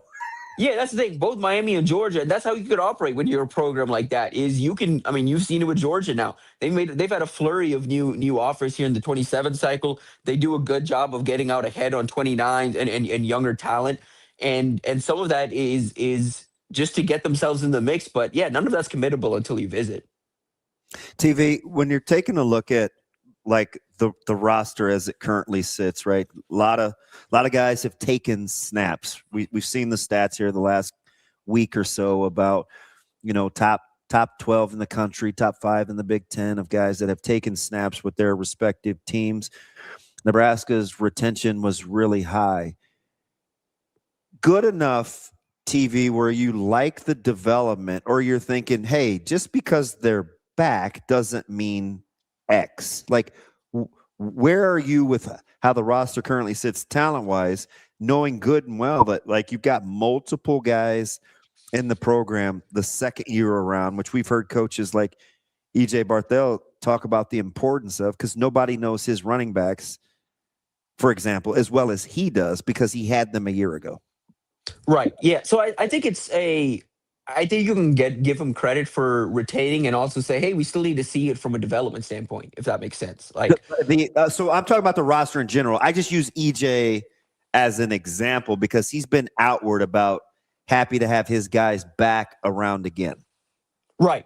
And no, and I actually did, and I hope it came across, but I thought I tried to give Nebraska their credit for retaining key guys through the portal. I thought they did a good job of that. And again, actively recruiting guys back to the roster, making sure they didn't lose guys. So I want to give them credit in the sense that across the roster, I think they've done a good job of keeping guys. Like if you want to, if we looked at last year's roster, we look at this year's roster, and you look at the guys that, okay, what could this look like in another year? What could this look like in a system? Just in a vacuum, when we were talking about the coaching transition from Butler to Orich, this new scheme, and we were talking about on the defensive side of the ball, guys in the front, guys at edge, guys in the linebacker room, and in the secondary, we were excited about seeing in this new scheme. They kept pretty much everyone you were excited about seeing, and I think about guys like Vincent Shavers, who, by the way, I've had some conversations with. He's someone that is on some radars. I thought there was some. He's got some work to do for sure, but I was pleasantly surprised when I had some people on the more scouting and eval side of things reach out to me about Shavers catching their attention when they were going back and watching Nebraska's defense. It's interesting too. I'm not a big bird crumb guy, but I do sometimes catch Instagram reels. I think Nebraska's pretty selective on who makes those reels. I'm not sure seeing coincidence number 9 was on there. Yeah. No, that's a guy that they seem pretty excited about it. He's one I'm really excited. I'm excited about that linebacker room. Excited to see what those two. Steve Mark has a pretty good deep dive on Dexter Foster's game, his strengths, and also some of his. He's a relatively young player who still has some development ahead of him, but. What I'm really excited to see what that linebacker room looks like with Chambliss, and I think Chambliss is ready to go on day one, and what having Chambliss could mean for both Shavers and Foster in the room, and then the young depth in that room. I'm pretty excited about up front. Again, you needed to keep guys around like Cade Petchak. You needed to keep guys around like Williams and Renari. Now you did lose someone in Keona Davis, but. That's going to happen. There's going to be some of that, but relatively, again, to the overall point, I think they did a good job of keeping around the guys that, okay, these are the guys with potential. These are the guys you want to see through their development for the most part at the program. It's like I said, like Braylon Prude is a simple example. I don't know what we're going to see of Prude this year, maybe even next year, but he's someone you want to see what this maybe looks like in year 5. You want to see what this looks like maybe in year 4 when he's got multiple years of development, a full understanding of the playbook and all of that, because that's a really fascinating athlete. And you want to have the opportunity to develop guys like him. So again, Prude's on the lower end of it because he is very much all potential, and the floor is pretty low relatively though. But I thought they did a good job of keeping the talent. But at the same time, yeah, we need to see some of these guys develop. Like we could talk about them retaining Riley Van Poppel and Cade Petchak and all of that, but all of those guys need to take a step forward in 2026. It's interesting too. I'm just going through the linebackers in my head, and obviously Bauer's coming off the injury in the offseason, but you're starting to look at the types with Foster and Chambliss and Mooberry And Christian Jones now 228 pounder. Looking at Will Hawthorne, his athleticism, his size. Heck, look at the guy they just got on campus this week, Matthew Brady, 6'4", 220. Hey, listen, I'm gonna get to that right up here in a second because he is a fast riser. But it's just interesting when I'm looking at those guys in their frames. Shavers may actually be he's kind of an outlier, the small guy, right? Yeah. We know he's violent. So it's just interesting how the room has literally taken shape, and when Shavers is kind of the outlier, that lets you know what they're trying to do in the Big Ten. Yeah, no doubt. And that's, I think, why it makes the Shavers retention and his development, all of that, so fascinating, because he isn't what Orich is typically looking for at the linebacker. Like, I mean, in terms of frame, but athleticism, violence, physicality, all of that, he checks those boxes for sure. Yeah, that linebacking room is going to be fat. I'm consistent with this TV. That's always where I've started when I want to watch the development of this team. I get it. People take D-line or O-line or running backs, right? But I'm consistent about 5 months now. That linebacking core, that's the room I want to watch. Yeah, it's the room I'm most excited to see on the defensive side of the ball. And you've got two really good. Like now, you get double the pleasure with Orich and Dvorak, right? Yeah, that's been really fun to watch on the trail too. Has been just that the back and forth between those two, because sometimes you have it's an Orich eval. Like Brady is a guy Orich identified, but Yelk was the one that led the way in terms of getting the offer out to him, and now he got to campus and he just spent the day around Rob Orich and Rob Dvorak and Tyler Yelk. And look, I again, you David, you know this better than me, but I've talked to multiple linebacker recruits, and I know there's been some hand-wringing about linebacker recruiting around here, at least in the high school end recently. Linebackers love both of those guys, and it's one of those things where you spend a day around those two, it's really tough to tell those two no. Yeah. And at some point, this is just me speaking personally, right? As the guy that helps coordinate a defense, I think at some point, Coach Orich has got to kind of pull back so he can get topical. But while Coach Dvorak is learning the lingo and the technical stuff, like it's fascinating to watch because they are very well received. Even a couple guys were here, Caleb, just this weekend. It's like, it's like, RD, man, that's my guy. Like they are really well received amongst a lot of the guys in the defense, whether he coaches their position or not. Right. So yeah, it's going to be I'm excited to see that group. I am very intrigued by the brain trust on the defensive side of the ball, between bringing in guys that know the system. The assistants they chose to keep around were intentional. Again, there was some flack on Rule's decision to say, hey, like, no matter who we bring in DC, Addison Williams has to be the DB's coach. Look what they're doing on the recruiting trail. Like, there's a reason they keep that guy around. Do you watch? So, and those when you're at practice, do you watch Addison work? Yes, I try to watch the coaches work. Yeah, he is.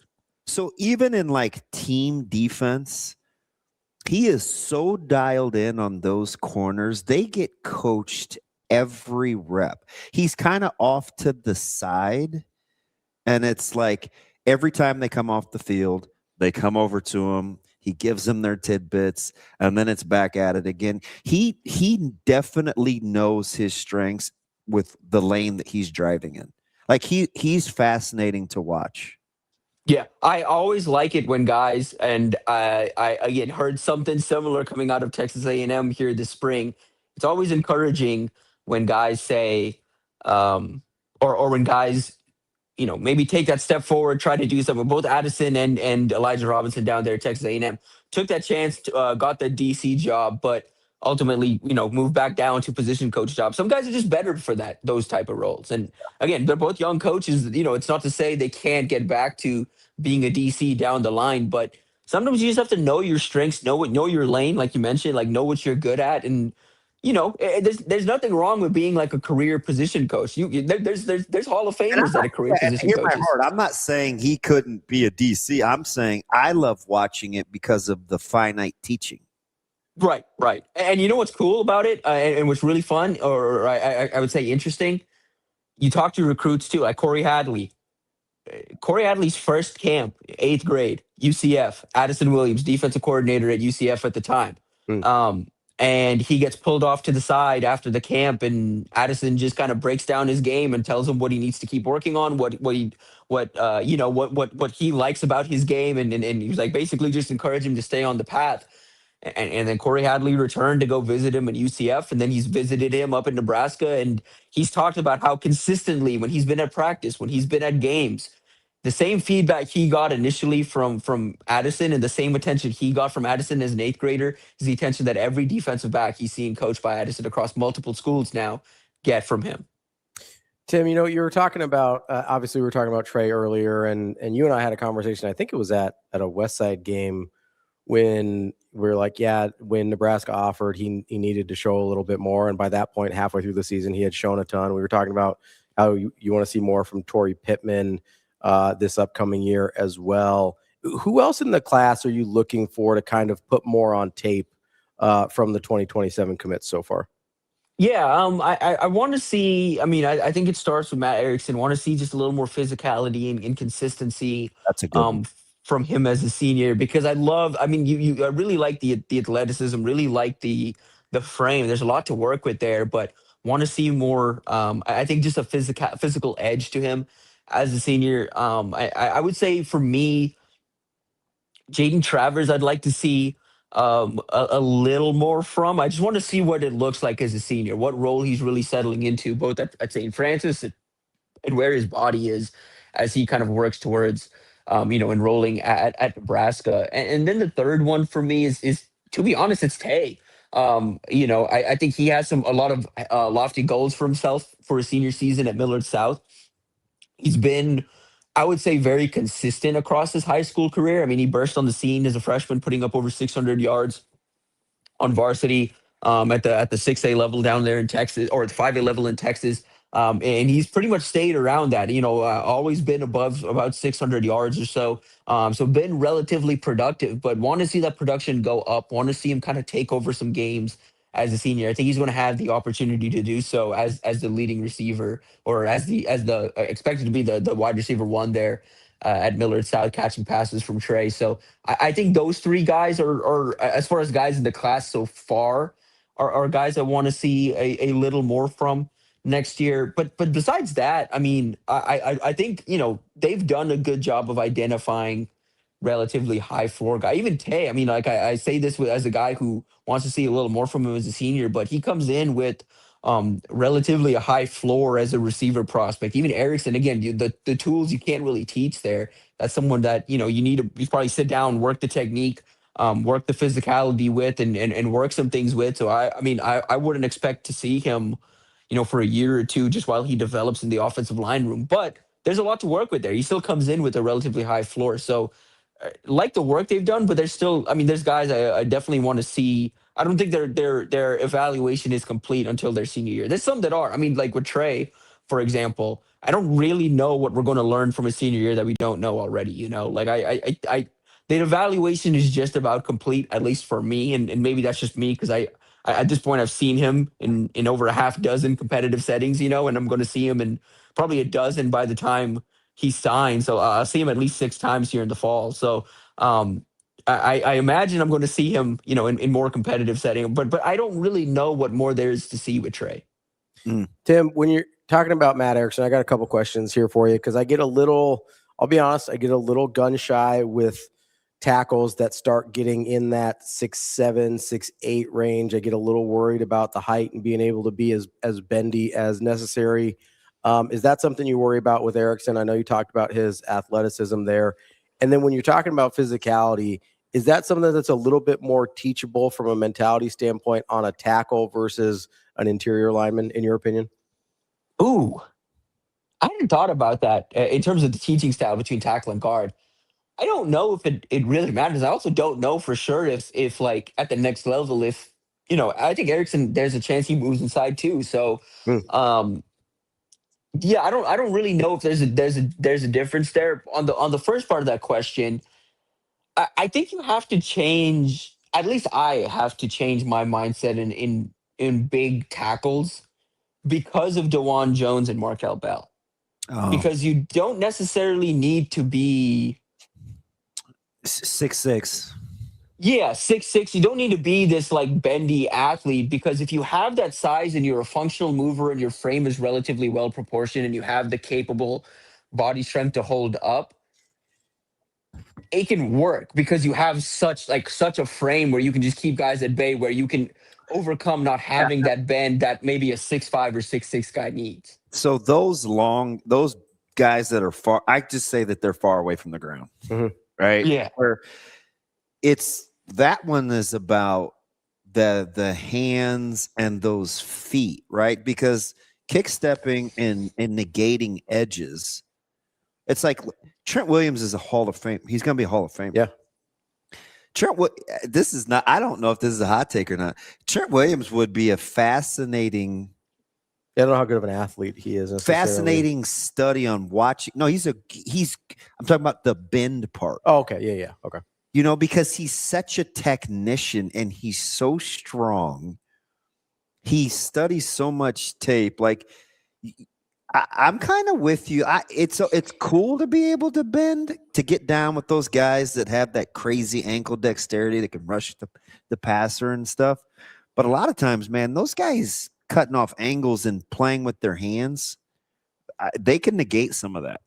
Right. Like if you're 6'4" or 6'5", like if you're on the short, like Timmy Aliu, Armand Met, like you got to have some twitch, you got to have some bend to you. You just have to be uber athletic to even have a chance to stick a tackle if you're undersized, or even like I would say 6'5", 6'6". But yeah, once you get to the 6'7" and up, some of it is your athletic, and that's why I think Erickson has a relatively high floor, is because I do think from a footwork and hand standpoint, I think he's capable of holding up there even without maybe having the bend you want or looking for at the position. I think he's got the frame, and why I think his frame, I think coming out of high school, is a little better proportioned, if that makes sense, than like a Teddy Prohaska's was. Like, I don't know, like with Teddy, the thing was, it felt like a long way to the ground. So that's, that's the one I was thinking about. Teddy's much bigger, I would say, than 6'10". Yeah, legit 6'10". Teddy's much bigger than Matt. And I mean, there's a difference in the two. For like 6'10" is probably like where it's like, okay, well, that's truly like too big. But with where Erickson's at, again, I remember seeing Teddy in high school and coming out of high school and what you had to do to that frame to get him ready to go, and what you needed to add or keep adding to that frame. I think Erickson's in a spot where you don't need to add too much. You really just need to continue developing the technique and continue to get that physicality out of him. But because that ball of clay is all there. And like I said, with those bigger tackles, I think he's got what you're looking for relatively from a hand and footwork standpoint. TV, how cool was it to see, because you've seen him so many times. We watch him put up numbers, track. He's growing bigger, stronger. How cool is it to see what happened with Purify? It was great. It was really cool to see. Really well deserved. A guy that again has had some, I would say, a tough break, but yeah, I mean, it's not been an easy recruitment for him. It's not been an easy eval, didn't they? Yeah, and it's not been an easy process, and like we talked about a little bit on the board, like it kind of took testing like this and him. It's about leaving no doubt a little bit, but also I think it sends a message across the state to, hey, if you're an elite athlete, if you're a caliber and you prove yourself that you can play here, you're going to have a shot. You just have to kind of, again, Maurice did it the right way. He camped in Nebraska. He stayed in dialogue with this coaching staff on Nebraska's end too. Like I know there's been some hand-wringing about the effort in state. This is what you want. You want Nebraska to take shots on the guys that are elite athletes. You don't want the guys that are elite athletes leaving the state lines. That's Tim VERGHESE, Inside Nebraska. Tim, appreciate the time as always. We'll talk to you next week. Yes, sir. Appreciate you guys. Have a good weekend. Nice TV. That's Tim VERGHESE from Inside Nebraska. Coming up next, we've got Scott Dochterman from The Athletic. He did a little poll on Big Ten fan bases and how everybody's feeling about their prospects. We'll get to that next, coming up here on Hurrdat Sports Live.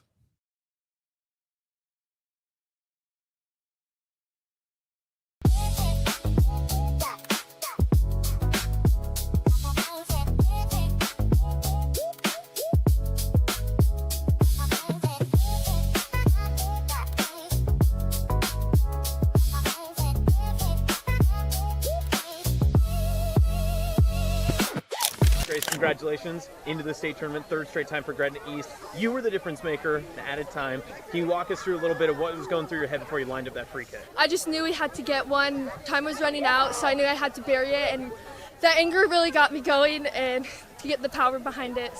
And then I buried it and got it. Was it anger from frustration how the game had win, or where did that come from? It was anger from just like not playing to what I think our standard was, but once we finally got our composure down, that's when I was ready to take it and score. Your coach and Gianna had talked about how this team has been battle tested. You played so many tough teams. For sure. How did that get you through the second half? It really prepared us for anything that we can go through overtimes. So we really pushed ourselves and got the job done. How sweet is it to get back to the state tournament for you for the second time and third straight time for the program? It's amazing. So happy to be a part of it.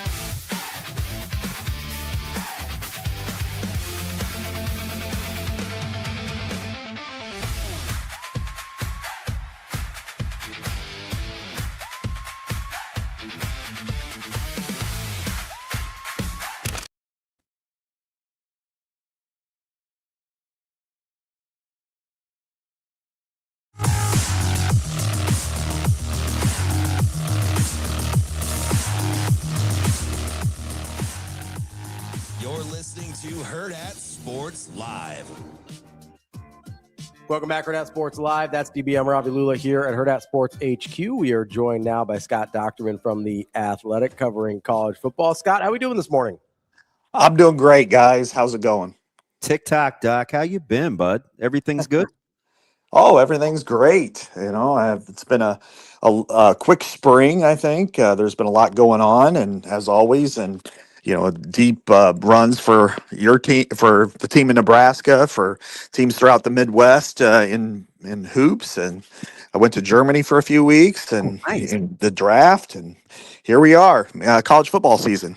It's so funny. Like, I had no idea, obviously, like with what was going to come out with the fan perspective and, you know, the optimism, pessimism thing. But on TikTok the other day, and I should have just sent it to you. There was a radio show in Ohio, and they were coming up with their top 3 overrated coaches in college football, and 2 guys on the same list were Kirk Ferentz and Dan Lanning. And I was thinking to myself, how could 2 guys so juxtapose in how we think about them? But this was the case, and it was almost to the opposite, which kind of leads into the fan expectation thing. With Kirk Ferentz, the point the guys were making was they're like, hey, you know, it's 8 wins a year, wins the games that he's supposed to, you know, just pretty vanilla, this, that, and the other. You've heard it's things you've heard before. You know, you wait for the 6 or 7 years to kind of get to 10. Doesn't really move my needle, but he's held in this lore. With Lanning, it was almost just the opposite. It was, oh God, like this guy's getting blown out in back-to-back playoff games. They're not competitive. He's got too good of players. At some point, 12 wins isn't going to be enough for that fan base. And I was just thinking, like, this is like bizarro world, but I was listening to the points being made. Do you Can you get your arms around that pretty easy in terms of theories? No, I think it's bad. It's bad both ways. I mean, Dan Lanning won a Big Ten championship and was undefeated in his first year in the Big Ten, and he's 26-3 in his first 2 years in the Big Ten. All three of those losses came to the national title champion. Yes, they got blown out by Ohio State, but as did other teams too in that tournament. And then you look at what he did this year. I mean, Indiana, the first game was competitive. The second game wasn't. They kind of fell behind, and Dante Moore didn't play very well. I think Oregon this year, they're probably my number one team right now. Loaded up front. Yeah. Both sides of the line of scrimmage, you have that quarterback, you have receivers, that you have other players. I think Brandon Finney, the corner, is going to be one of the best players in the country. Arguably freshman in the country. Yeah. Yeah, so Oregon, okay, they lost. They lost, just because the score got out of hand at times. Now I was at the Ohio State game out in the Rose Bowl, but they beat Ohio State during the regular season. So, I mean, come on. And as far as Kirk Ferentz goes, sure, you could say all he does is win 8 games, but for the last 10 full regular seasons, they've won a minimum of 8 games. Yeah. And only 3 other teams could do that. And then they've had 4 double-digit winning seasons over that period of time, 3 divisional titles. They've won bowl games against SEC teams. And sure, they're not going to win the national title, but at worst, they're very competitive. And I think they are getting much better on the offensive side of the ball. So, I mean, last year, yeah, they could take the crown of we almost beat good teams, but they almost beat good teams. I mean, they're right there in the final minute against Indiana and the final second against Oregon. They were a cleat away against USC. So, I mean, I think that, that's unfair to both programs. So, to my point, because I agree with you, right? I just thought it was fascinating because I'm reading your article and I'm gauging the fans' responses, and you got to be the common thread is what's really the outward expectation level versus how far it is away from what your program is capable of achieving. Is that kind of the guide rails in which people base their opinions? Because in listening to Iowa and Oregon, even though they're on opposite ends of the spectrum, I think it boils down to what you think your program is capable of achieving.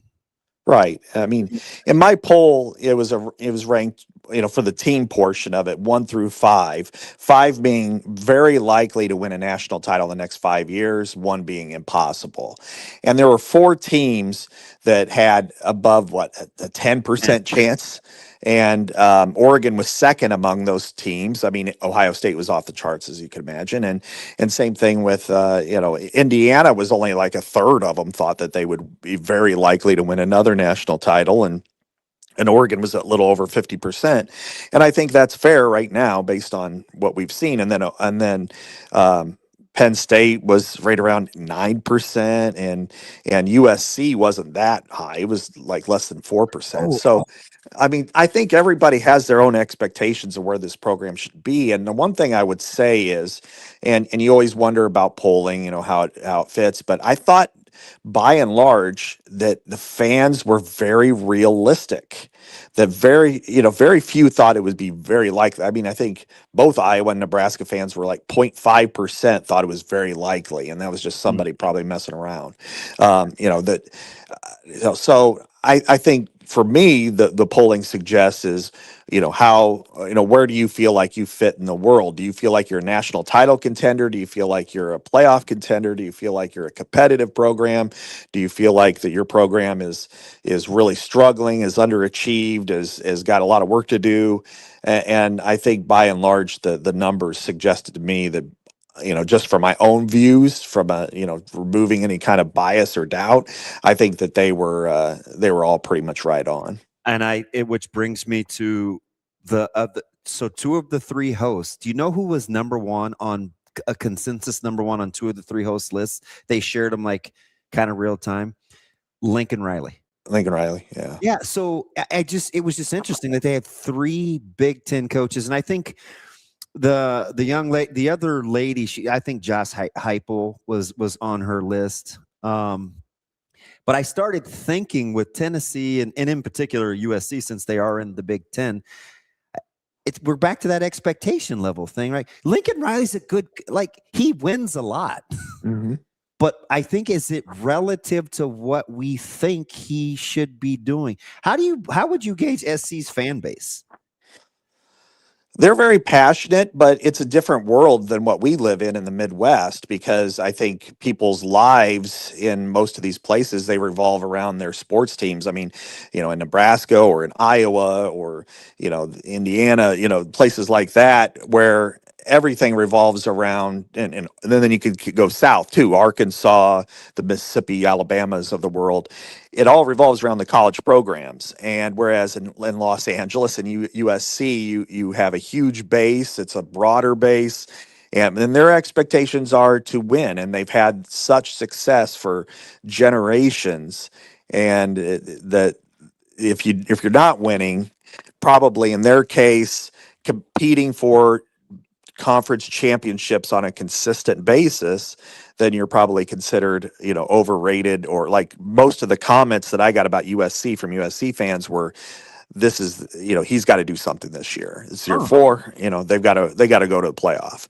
And I think, but they might be right on, because, we all have, and it's kind of the worst part for me with college football is we all have these preconceived notions about every program.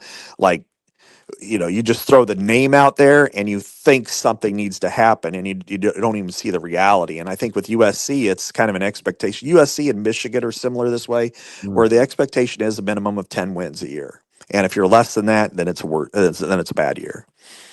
Scott, was there a fan base in terms of their reactions that surprised you, that just was kind of not at all what you were expecting? That's a good question. No, that sounds strange, but I was really, everything kind of fit in line. And I would say what I appreciated the most was I felt like every fan base was really self-aware, that you didn't have these outside social media bravado that you see sometimes that, because, if you say something negative about a fan, well, not a fan base necessarily, but about a program that's true, but fans really just start circling the wagons on it. There weren't any of those guards. Everybody put their guard down. I mean, I thought Wisconsin to me was very impressive, because they were all very honest in how they felt, that we can't believe this program has fallen as fast as it did. We need to do something different, and there were a few fans who were really still in the Luke Fickell bandwagon, and there were some that weren't. And I think Nebraska's fans, as we know, could be very strong on Twitter and X and other social media forums, and be very positive as well. I think in this case there were, some of them were kind of funny, and I put them in there. I thought, but then there were some that were just again very honest in how they felt that this the program needed to get better, and we're wondering why it's taken this long. Are there any reasons for this? I mean, and so to me, I was very impressed that everybody seemed to really give an honest description of their program and what their expectations were. Wisconsin makes my surprise teams list this year, Doc, early. I don't know if that's a hot take. I think they will be much better than the national experts think. I think they can have a good record, because their schedule went from being the most difficult in the Big Ten and maybe even in the country last year to being by far the easiest when it comes to wins and losses. I think out of their, I want to say, and I don't have the numbers in front of me, but it's something in the neighborhood of their 9 opponents combined for 35 wins in the Big Ten last year. And they played well late. Yeah. So I think that they could be, the type of team, like they'll lose to Notre Dame out of the gate, and as long as they don't get drug up and down the field, that they could end up in a bowl game.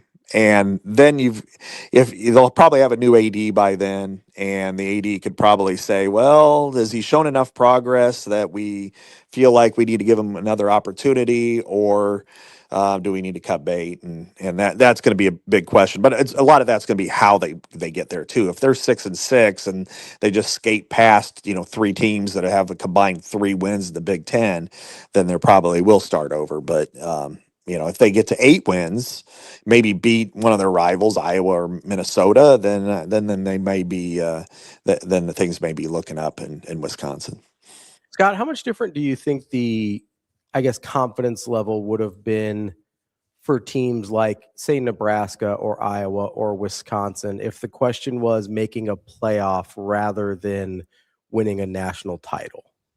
Yeah, it would have been much higher. Because I kind of gauged the 3-4 range as CFPs, and I think Iowa's was pretty high. Nebraska's was a little lower, and rightly so. I mean, Nebraska's got out of the 14 teams that have been in the Big Ten, absent the Pac-12 teams since 2017, they have the second fewest wins. I mean, they have 43 wins versus, and Rutgers has 38, and everybody else has more. And I mean, so, I can you should be probably a little bit pessimistic to wonder, and especially the way it finished last year about Nebraska. But, considering we got to look at all 18 teams, that you got to look at it that way. Because if I was to say, how likely is it that your team's going to go to the CFP in the next 5 years? I mean, Ohio State would be 100%, Oregon would be 100%. I mean, it'd probably be Michigan, USC. And I think there'd be 8 teams that expect it. And I think this way, it's like, do you expect to win a national title or not? And that's why I felt like that was the most fair way to judge this, at least at the top end. I guess the reason I ask is because I think nationally, especially maybe now even more so with the way the playoff is set up and you have to win multiple games against really good teams to win a national title, it seems like the number of teams that, or at least in terms of fan bases, that think, hey, we should be winning national titles, it seems like that number's gotten pretty small.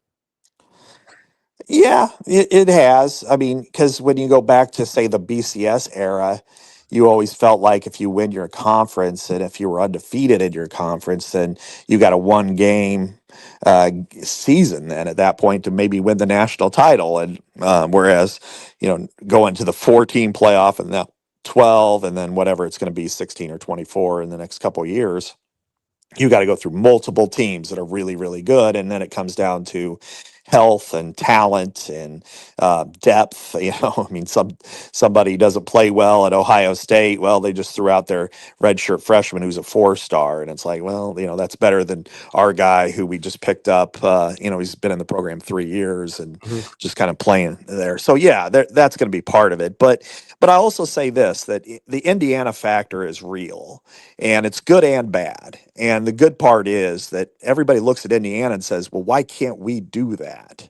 Why can't we have, no, now granted, it was a biblical miracle, loaves and fishes, to go from Indiana to, but it's also, they're one of one. Yeah. But you also, if you're a program in Indiana's subset, financially, recruiting wise, they still don't recruit at the level of Ohio State or Michigan, that you could say, if we have the right coach in place, B, we have the right infrastructure, we recruit the way we do, we supplement through the portal, we develop our players, that we could put ourselves in a position to compete at that level. I think that's fair for, probably 2/3 of the Big Ten at least. But the double-edged sword of that is when you say, hey, we've got a good program, we've got a good coach, and well, we need to get a great coach and we need to dump this guy. And that's where teams can run into some real problems. And we've seen that over and over again. Nebraska 25 years ago, Iowa did it in basketball with Tom Davis in the late 90s. That you start to look and go, well, we want to reach another level, or we need to get back to what we once were. And then you're finding yourself searching for multiple decades to find that piece again. From the Athletic, talking with Scott Dochterman. Doc, let me get back to this perception versus reality thing, because again, some of this is experience, right? Just being on the recruiting trail, schools coming to visit my high school. covering it, right? Just being on the road. I keep hearing, and maybe it's an Indiana thing, I don't know, but I hear this. It's like it's never been more easy to win in college football. It's the most accessible it's ever been. More teams in the playoffs, NIL, you can flip rosters.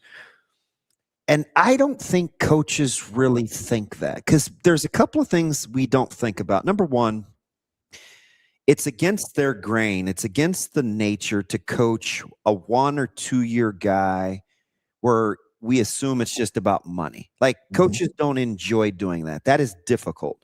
Number two, if everybody can do it, allegedly, how much of an advantage do you, like how easy is it really? And then the other thing is teams that are winning lately are so old where it's either maturity or development. So we discount that. I just kind of push back a little bit, or I bristle up at when people talk about how easy it is to do something in 2026 coaching. I don't know. I don't think I agree, just anecdotally with my sample size. You're right on. I mean, the best teams are the teams that are developed the best, and that could come from transfers. It could come from your freshman class. And when you look at Indiana, I mean, people are look at it like, well, yeah, they went in the portal, they got all these guys, and including Fernando Mendoza, and that's why they're great. Well, you're discounting the fact that that Kurt Signetti and his staff developed all those guys at James Madison, and they were a really good Group of 5 program, and they were still very young. They continued to develop. He supplemented it with older guys who were experienced and willing to buy in, and that was the first year's success. In the second year, they got supplemental players, not a ton of them, but they had some glue guys like Pat Coogan, who had a lot of experience at Notre Dame, and of course Mendoza, but and that's how they did it, because they did it through development and coaching. They were the best coach team. They were along the line of scrimmage. They were terrific. They did so many things well. And I mean, I covered 5 of their games last year. I was at the Rose Bowl. A few times they're penalized. Yeah, exactly.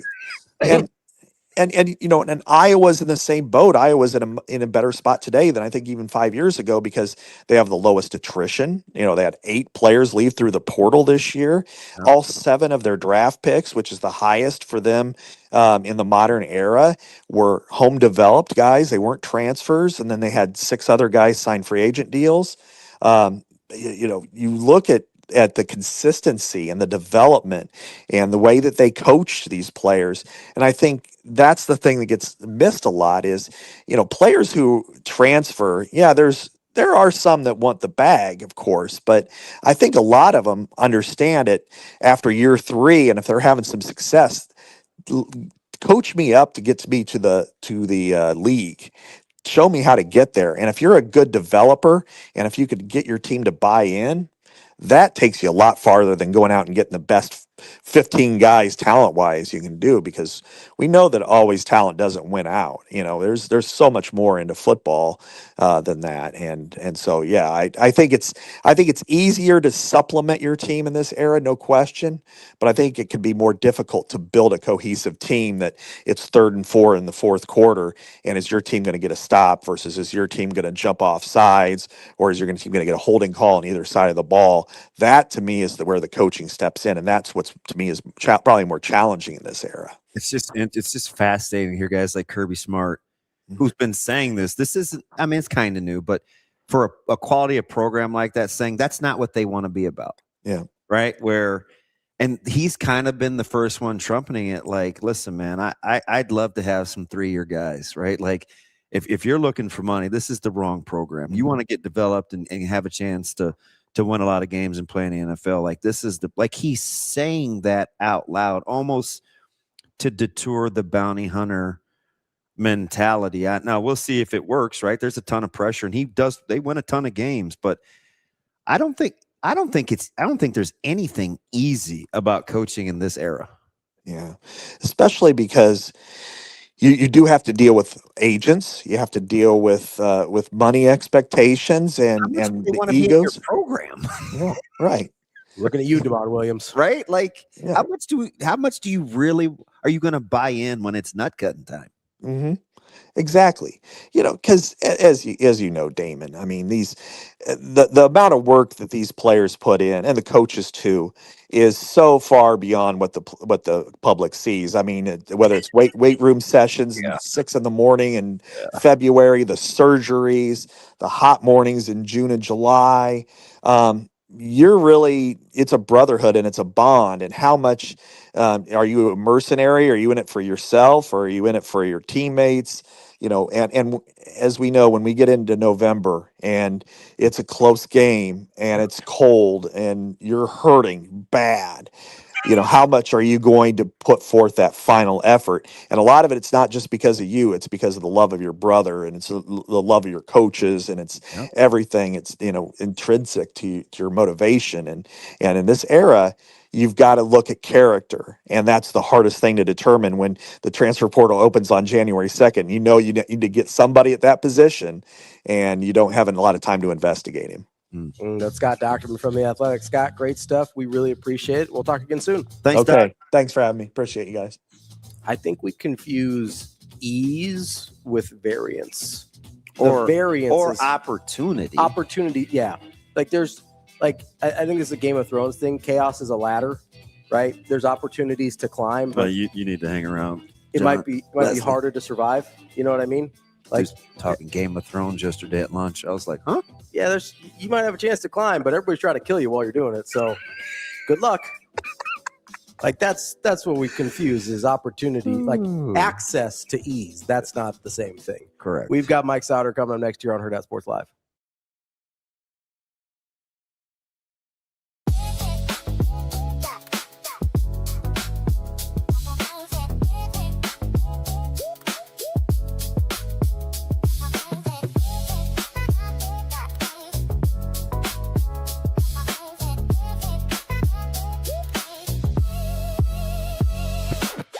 Oh, it's been special. Hard to put into words, to be honest. I mean, I get the feeling like we're playing catch in the backyard again when we were, 6 years old. So it's been pretty special playing with them, seeing him grow as a player, and just being around him on and off the field.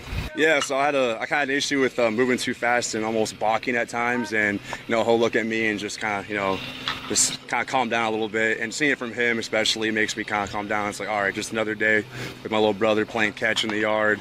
Calms me down and then get the job done. So yeah. All about the response. Obviously, last weekend wasn't how we wanted to go at all. It was pretty sloppy all around. But learn from it. Obviously, you don't want to dwell on it too much, but you want to acknowledge what you're doing wrong, but also look at the positives as well.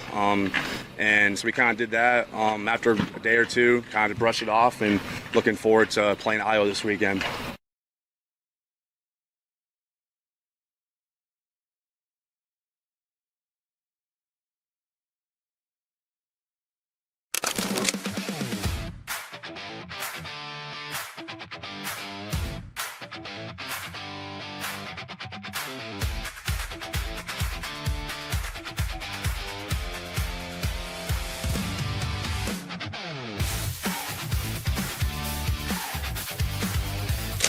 I'm gonna cry because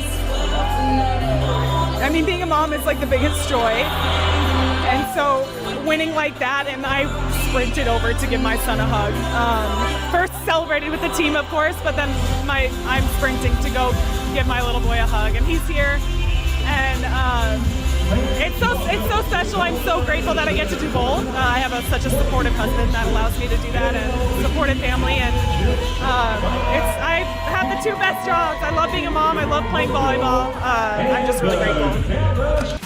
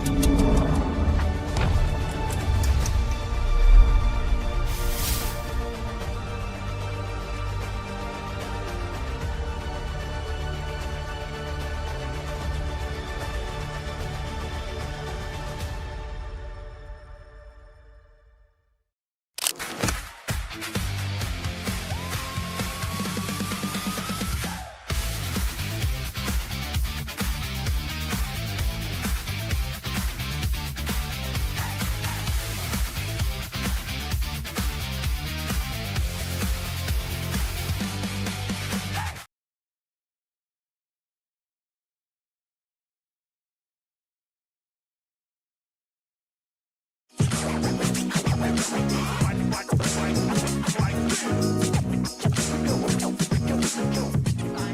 listening to Hurrdat Sports Live. Oh, yeah, no doubt, no doubt. Mike Sautter. Yeah.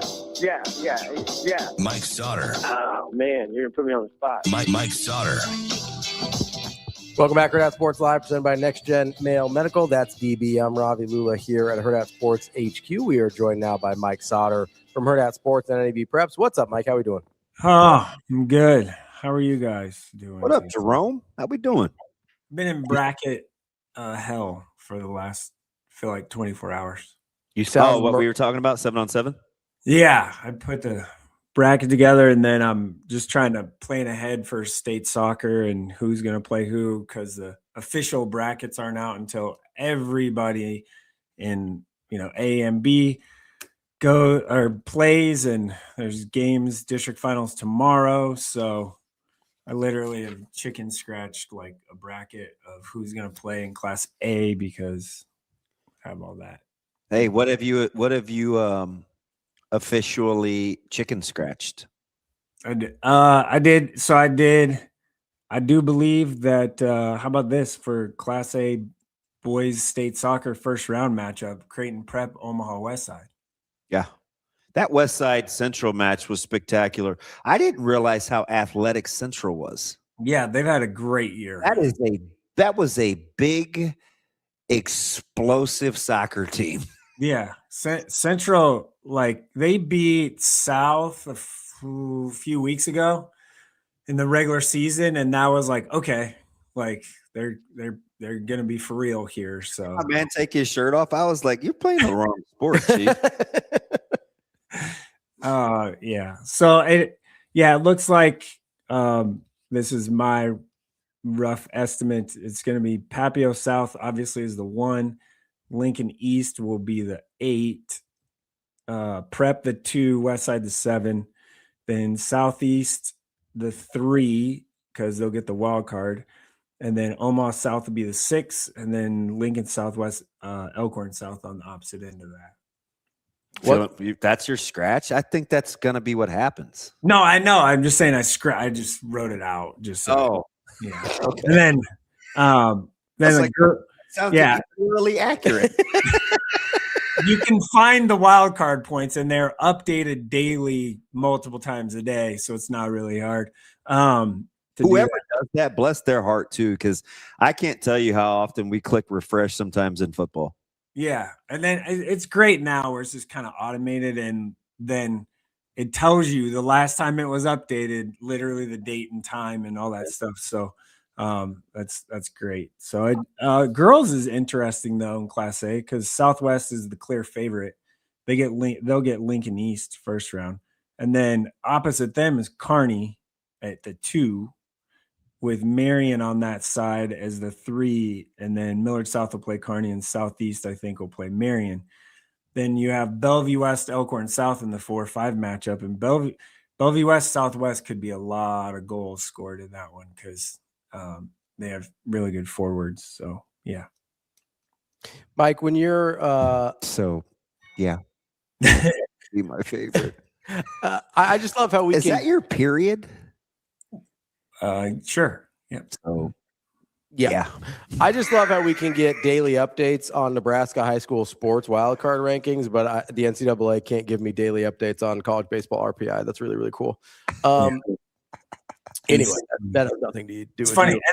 And then this is what has taken me. This took me probably 6 hours total.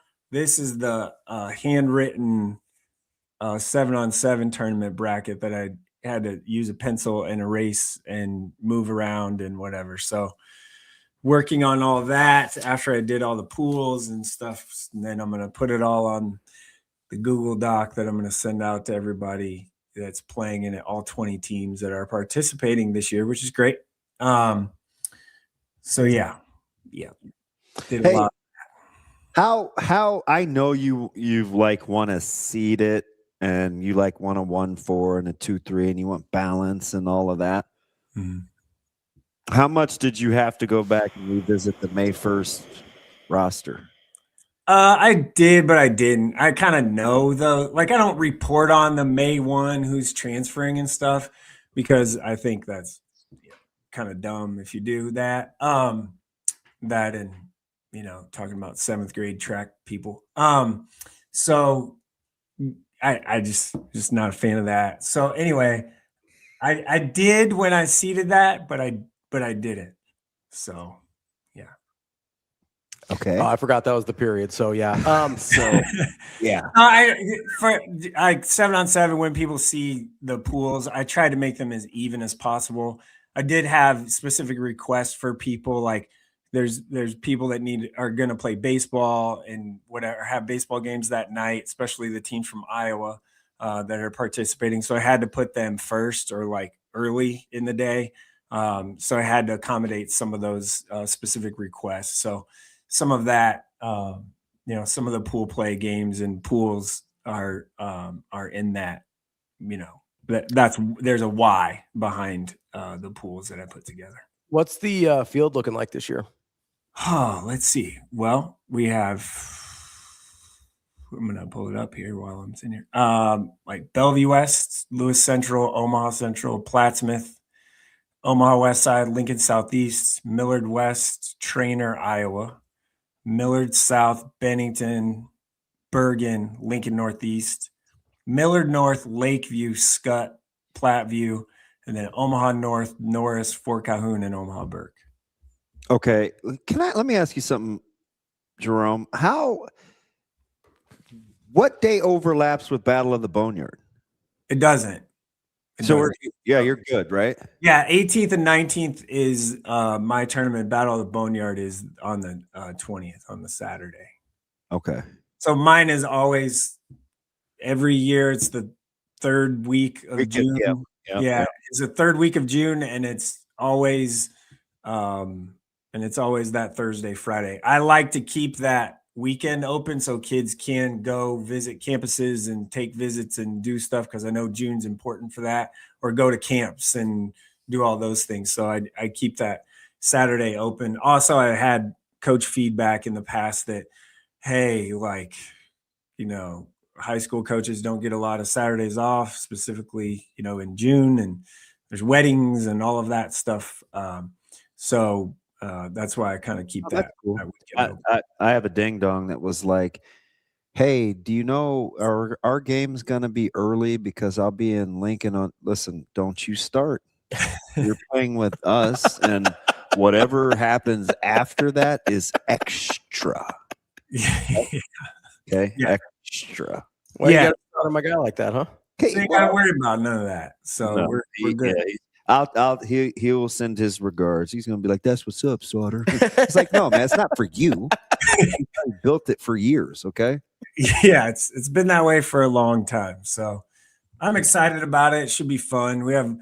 Last year we had 18 teams. This year we had 20. I would have liked to get to 24 this year. Just didn't work out. Didn't happen, which is fine. That's okay. We're still gonna have fun. It's gonna be Trainer, Iowa. Yeah, nice. Have we done Iowa teams before? Yeah, he's done. Central's always in it. Central. Oh yeah. Did you say them? Yeah, Trainer, Iowa. Yeah. Mm-hmm. No, Lewis Central. Yep. Yeah. Mm-hmm. Yeah, Lewis Central. They had to go early. They're in the A pod with Bellevue West. Oh, Coach Huffman, he wanted to go early. Yeah, I let him have the option of when he wanted to play because Bellevue West helps me out a ton for this thing. So I let him kind of pick what he wanted to do. So when are my Millard North guys playing? Millard North will play. I saw their pool. They're 1 o'clock. They're in the Lakeview Scott Platteview pool is how I have it right now. Okay. So the first game will be at 1, and they'll be done by 3 on that first day because I like to be efficient. That's great. Now I can have just a little 2-hour window, see my guys. Yeah. Yeah. I saw second day though could be a little longer. Like it's just how it kind of shakes out with the brackets. So I saw B. Kenny and Burrell and those guys. Millard North was the host site for 7-on-7 a couple weeks ago, and they used every square inch of that top parking lot, not including the softball field. It was crowded. I think I drove by it and I saw like bounce houses or something. Dude, I was like, and you know, I hate that world. I tolerate that world. Mhm. It's an absolute circus. But outside of, I had this conversation with a couple of people that have played in both worlds. 7-on-7 parents may be tougher than AAU basketball parents. Ooh. Really? That might be a hot take. And I'm talking same age group that's tough too. That Middle 10 school? to 4, yes. Yeah. That 10 to 14 parent group is tough. It's because nobody. This is my Tough. This is my theory about that age group. Right? Is you've got like a handful. You have like some kids that have gone through the growth spurts early, and so their parents start to be like, "Oh my god, my kid's a freak! Like this is great." And also, you haven't had the like come to Jesus moment yet, where you're like, "Oh, there's levels to this." You know, like so, like that middle school level is the perfect ground for delusion. Yeah. Right? Like when I was 12 years old, I thought I was going to be a Major League Baseball player, but 5'9" was all I was getting. And I also think there's the pressure too, where you start thinking about high school. Yeah. You know, because I was talking in our 50 and older league, I was talking to the official, one of the umps a couple weeks ago, and he said that's easily. Now this is a guy, and I believe him. He says he does 350 to 400 games a year, including fall ball, which is That's a lot. Insane amount. Insane. Yeah, that's ridiculous. And I asked him, he goes, "Oh, you know, leagues like this are easy. You know, you get a couple of weird teams, but he goes, you know, the worst is that he said the 12, 13, 14U, he said is absolutely the worst. He said because their parents haven't realized whether their kids are playing A ball or going straight to the majors." I was like, "Oh, I hope I'm not that bad. I have a 7-year-old where I can still fail." Yeah, you mean like the kids that we're talking about, the kids that when they're in 7th or 8th grade have full leg hair and armpit hair, and then by the time they hit a sophomore, they're like the best thing ever, and they're like God's gift to athleticism, and oh my God, they're like this amazing, you know, athlete and prospect, and they're gonna be, you know, the next Bo Jackson or Ken Griffey Jr. or whoever. And then by the time they hit a sophomore and everyone else is, well, I was going to say something else. Everyone else starts adding leg hair and armpit hair and stuff, and they catch up to that person. Then it's like, wait, what happened? So, because that's just what happened. So I was going to say something about balls and dropping and that, but I decided not. I think that happens before that, though. Could have left that out still. And did you make it out to Metro Track at all? Yeah, did I? Yeah. Yeah. I was giving you the opportunity to elaborate on that. I wasn't like wondering, like, where you been, Mike? Like, listen, he's been a jerk all morning. It's not you, Jerome. No, I'm just laughing about the just gloss over about balls being dropped. I mean, with the particular age group we're talking about, I prefer not to dwell on it. Yeah, he's no, yes, I was at Metro Track. Both How did that go, Mike? It was.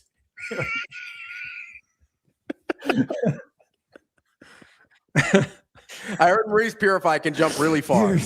Yeah, Maurice Purify can jump really far, and let's see. Pierce Parker was very impressive, by the way, for Bellevue West. So high jump, did well in the triple jump, 4x4. That 4x4 set a meet record, I believe, for Bellevue West. So that 4x4 is so cool. Like, it's my favorite race to watch, just because you can get caught, man. Like, you can get caught. I prefer the 4x1, but you're right. Like, there's more room to get snatched, obviously, in a 4x4. Yeah, and Jaya Patillo it was amazing. So they're in like 6th place, and she gets the baton in the anchor leg. And I was sitting there, and like Dawson and Caden, we're watching from the press box. I go, watch this. I go, watch her just fly and catch these people. And she finished. She I think moved all the way up to 3rd, if I remember correctly, without looking at it. But it was so cool. She made up probably like 200 meters. I can't remember if it was Hurrdat or Channel 7. You know, because I always talk about her gait, right? Because it's not, she just makes it look super duper easy. It doesn't look like she's like eating up a ton of ground or these huge strides. It's just her turnover, right? Just steady, just turnover. She couldn't have finished, but about probably 10, 15 seconds, enough to break the tape, kind of ramp it down. They're running over to her. She talked as though she had just been walking. Yeah. She's like, yeah, well, you know, it's exciting. And I'm like, like I was tired. Yeah. I'm just, she's super mature, by the way, for a sophomore. And I mean, yeah, like you can tell she has done that before and been prepared for things. Like I waited to talk to her because I'm the one that did like the interview for us, and I waited to talk to her until after she got her medal, and it was like she had just been walking around. That was maybe 5 or 10, maybe 5 minutes, 10 minutes. Such an effortless runner because she's not big. Yeah. No, she's not like super tall, long strider. Not a long, not like late. Like it's fascinating, like kinesthetically. Yeah, it's amazing. And I'll say another person was very impressive. Ethan Lau was very impressive. Again, another easy runner. Yeah, hurdler from prep. He was not a tenth, 100th of a second away from setting the meet record of 37.94. He ran 37.95 in the 300 hurdles. And then he did break the 110 meet record. So he was defending here. He was the state champion last year in the 110s, and she's the favorite this year, and I'm sure he's a favorite. He's gonna get at the I only saw the 10. Knock on wood. I think he's gonna get better conditions too for state. Yeah, it was cold. Like it was low key, kind of windy. Yeah, Tuesday for sure when he ran the 110s, it was cold and windy. Wednesday was a little bit better, but it was still a little cooler. I mean, if the temperature kind of rises, there'll be some better times, I think. Even like the 200 was great because you had like Finley and Mo Purify in there. Silas Bush won it out of lane 2, by the way, in the 200.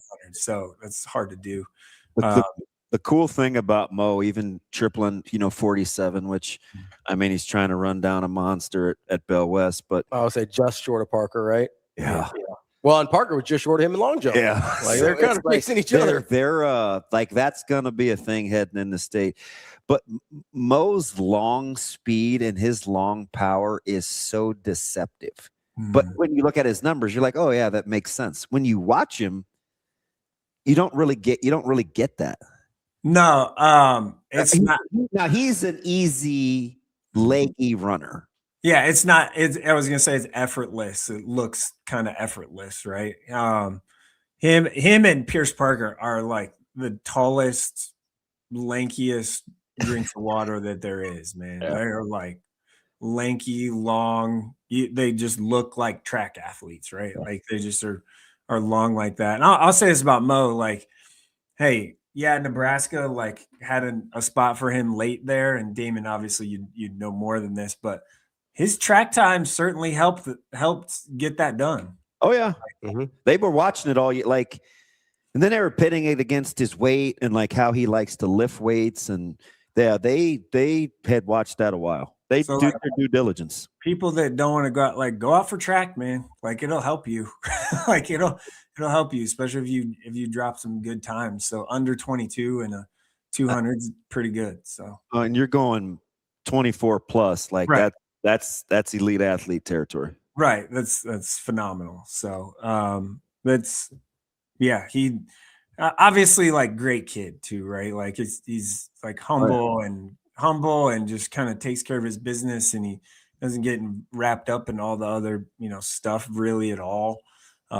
So known, obviously, Damon, you know him better than I do, but I've known him for a while, and all my interactions with him have been great. He's the antithesis of what you normally see or can see with some people. Yeah. Mike, we've been talking high school sports for about 15, 20 minutes and haven't mentioned Millard North yet, so I'm getting the itches a little bit. How about the performance of Aaliyah Perry at the Metro track? Yeah, fantastic, right? Like, yeah, fantastic. Just not only breaking the triple jump meet record, but like she does that on her first jump, like she did it 3 times, right? Like she broke it, and then she broke her own record that she had, and then broke it again, and then wins the 100 and 200. And she is a gymnast at heart, if you will, or that's her go-to sport is gymnastics. And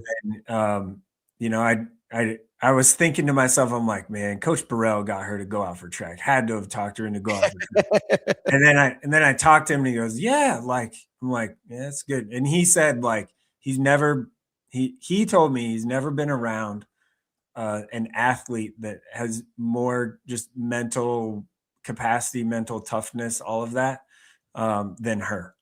So it was great. Obviously, like, the girl from Benson didn't run. Can't think of her name. Gosh. But she didn't run the 100 and 200, which, hey, she's had a hamstring, I think.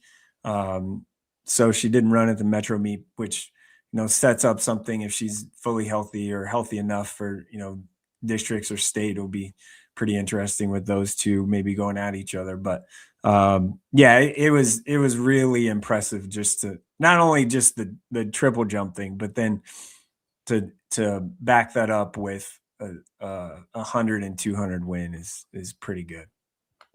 That's our guy, Mike Sautter, Hurrdat Sports, NEB Preps. Jerome, where you at today? Today, my kids, I got volunteered to be the person that checks the T-shirts off of my kids' fun run at their school. So got volunteered for that. And then check. Yeah. And then check. Here's your popsicle. And then tonight is my oldest daughter's last soccer game of the season. So that's at 5:45. So I'm a little stuck, can't really get to a baseball game this afternoon because of those two things. And then, but I'm very, very intrigued by Scott at Roncalli district final and boys at 7:00. That, and I could go get some really good dinner. Hey, are you smelling concessions or a potential upset? No, the last time they played, it was 1-0. It was late, like it was really good. So I think it would fit in my schedule of my day. So outside that whole parenting thing, Hey, my last thing here, my kid's birthday party is tomorrow. My youngest kid, because her birthday is on Sunday, same day as Mother's Day, and I got to get a card. Dang it. Wait, you only get your kid a card for the kid? Or Mother's Day? Oh, Mother's Day. I better get on something on that. That's 2 days away. So my kid's birthday party is in the middle of the afternoon tomorrow. You know what time all the Class A district final baseball games are? Right in the middle of the afternoon tomorrow. So you mean she didn't check before she scheduled it? No. So I'm gonna try and hit the 11:00 baseball game at Scott, which will likely be Scott, I guess. And then I'm gonna do the birthday party thing, and then I'm gonna try and hit one or the end of a game, which likely will be at prep at 3, and then another game which could be at 4:30, depending on if Grand Island wins today or not, or Papio South wins today or not. So a lot up in the air for my day tomorrow, but I'll sneak that my child's birthday party in there in the middle. You go, Dad. All right, buddy. That's all right. That's all we got. See ya. See ya. That's Mike Sautter. So, yeah. Working is an inconvenience. Parenting is an inconvenience. You know what's not an inconvenience? What? The Big Ten baseball tournament. It's coming back to Omaha. I know. I can't wait. The chase for the conference tournament title returns to Charles Schwab Field May 19th through the 24th. Don't miss the best teams in the Big Ten. Battle it out in Nebraska. Visit big10.org now for ticket information. DB and I both will be there attending. You know it. We'll have a good time there. You should come out as well. Let's take a quick break. That's DB. I'm Ravi Lulla. Let's Hurrdat Sports Live.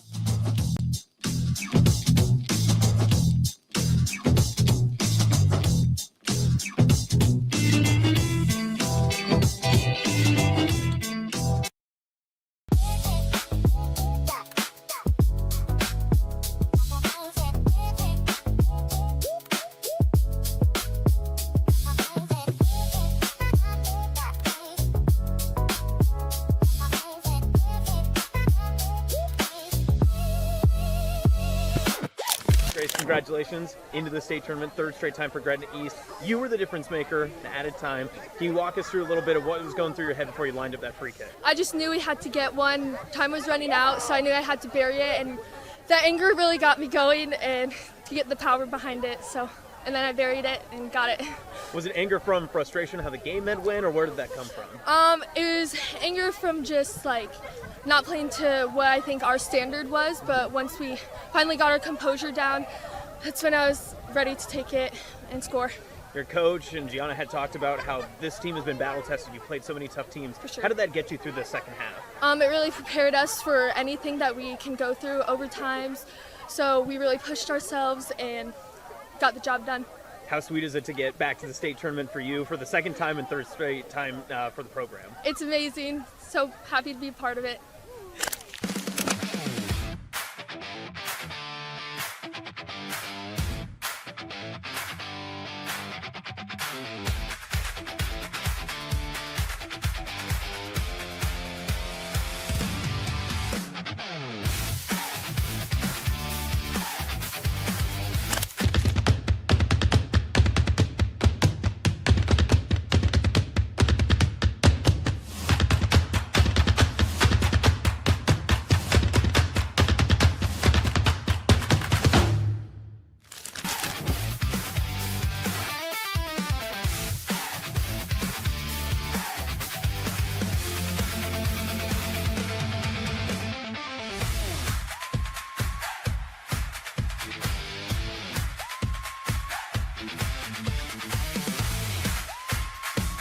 Well, Yaz, we felt like we got him where we want him on Friday. He threw great last weekend, and I feel like we wanted Blockowitz back on Sunday, so that kind of left naturally for to make a move. It was going to be Ty back in the rotation. Saturday was the day for that.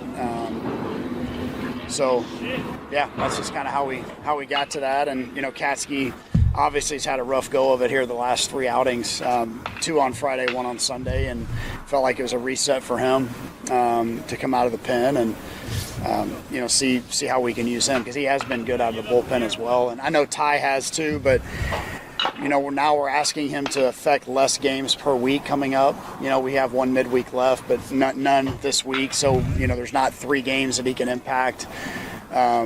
So just go get us off to a great start and, see how far you can go, on Saturday. And so that was kind of the thinking. Blockowitz has been at his best on Sundays, and, that was kind of natural for Ty to slide in between.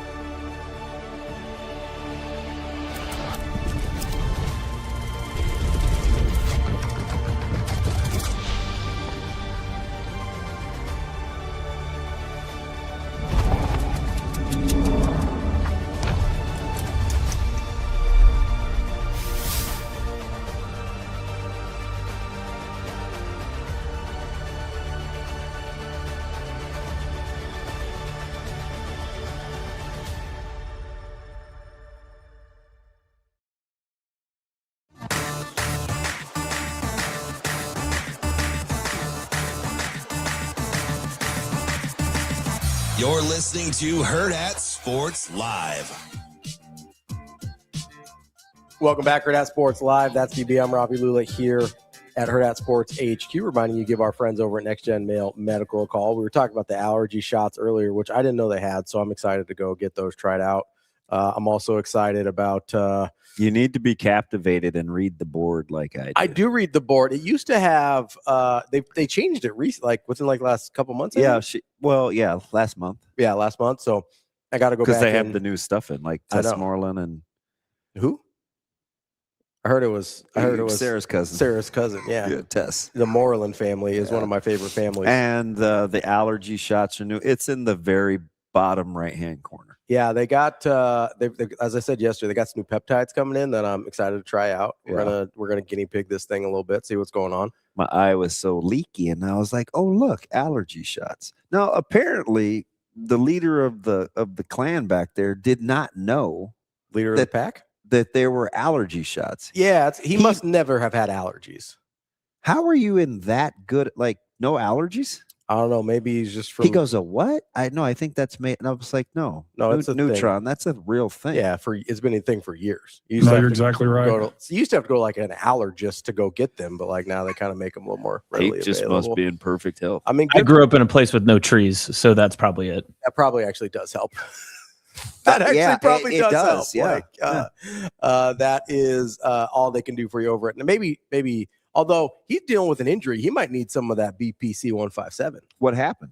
He was running too much. Fudge, I'm out. You know, I meant to bring it and put it in the fridge so I didn't have to go back home to take it out there. Yeah. You gotta take care of him, man. I'm out of the 500 too. They'll get one more pull out of it. Yeah, we might need to get Jimmy a little BPC 157 for his leg injury. What he hurt? I think it was like lower leg, I think he said. Neutron, what's the problem? I have a stress fracture in my left leg, like over the shin. Super fun. Been running too much. You big concrete guy? Sure. He does a lot of running on concrete. That's what he, yes. Yeah. Yeah, I'm not like Apollo, running through the beaches or anything like that. Just do my thing. Yeah, You're not like Apollo on a multitude of levels. You're be closer to Sly. You're engaged. You can't be running through beaches. Great joke. That was great. So he wasn't in Predator? Just children. He's not a former Raider? Call NextGen 402-614-9700. You know, you need to say the number again. 402-614-9700. Tell him we sent you. Preferably me. Yeah, tell him DB sent you because they like him a little bit more over there. But I'm just over there more. It's true. Most of my stuff is I don't have to go in and get the weekly shots, So yeah. I like to administer my shots myself, I give myself plenty. That's true. But tell them we sent you. You'll get a free consult, which is it means it's risk free, man. Go in there, see what you got, see what they can do for you. I do need to. I need to take a few bottles in. Since we're on me being kind of in a mood today, you want to just finish the show that way too? Now what? I got a couple we could choose from. Not Nebraska related. I'm not going to flame any other media members or anything like that. Golly. I like Joy. I love Joy. Come on, pump it up. Except for those Joy Burst protein things that I had. Those were very bad. Yeah, those were. I don't like that kind of Joy. Wretched. Unless they want to be a sponsor in case it's the best thing I've ever had in my life. Yeah, I don't believe people that are. Sparkling Ice, do you want to sponsor us? I like these. Yeah, I'm still tripping off the 5 cals though. Well, again, chemicals are incredible, DB. I know people are like organic. I'm like, no. Give me more chemicals because that's how I get 5 calories, caffeine, and flavor all in one shot. More chemicals. Ravi here for GMOs. Because they saved a country. Yeah, I mean, they saved like 1 billion lives. So we're going to be like, well, yeah, but that's not how carrots used to look. Cool, man. Nobody cares.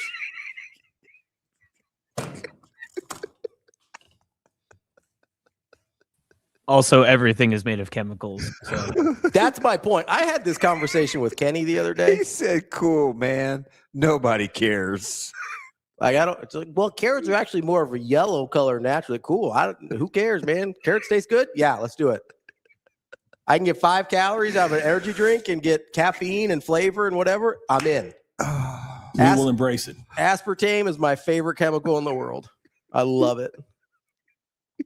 I'd drink that stuff. There's Diet Coke, aspartame, baby. Let's do it. That's Cody. All about it. That's 3 on the docket for Nebraska too. What's that? Wrestlers they picked up. Oh, yeah. And he's doing the transfer portal differently. We got a Penn State guy. Yeah. We got an Iowa State guy. Yeah. That's all I know, but it seems exciting. You got Robbins. You got one early. Oh, yeah. There was the one a couple weeks ago. Yeah. I think they're about done, right? Maybe one more. Okay. Maybe. Good. Let's go, Coach Manning. We can talk about him after everybody's on campus. We'll give Coach Manning a call again. He loves talking to us. Yeah, he does. I think he likes it. I think I'll be honest. I think everybody likes talking to us. That's why I keep coming back. I don't know about that. I mean, Coach Ravel, I think she'd talk to us anytime. Yeah, she's cooler than a fan. I think we can get Coach. They got off to a slow start yesterday.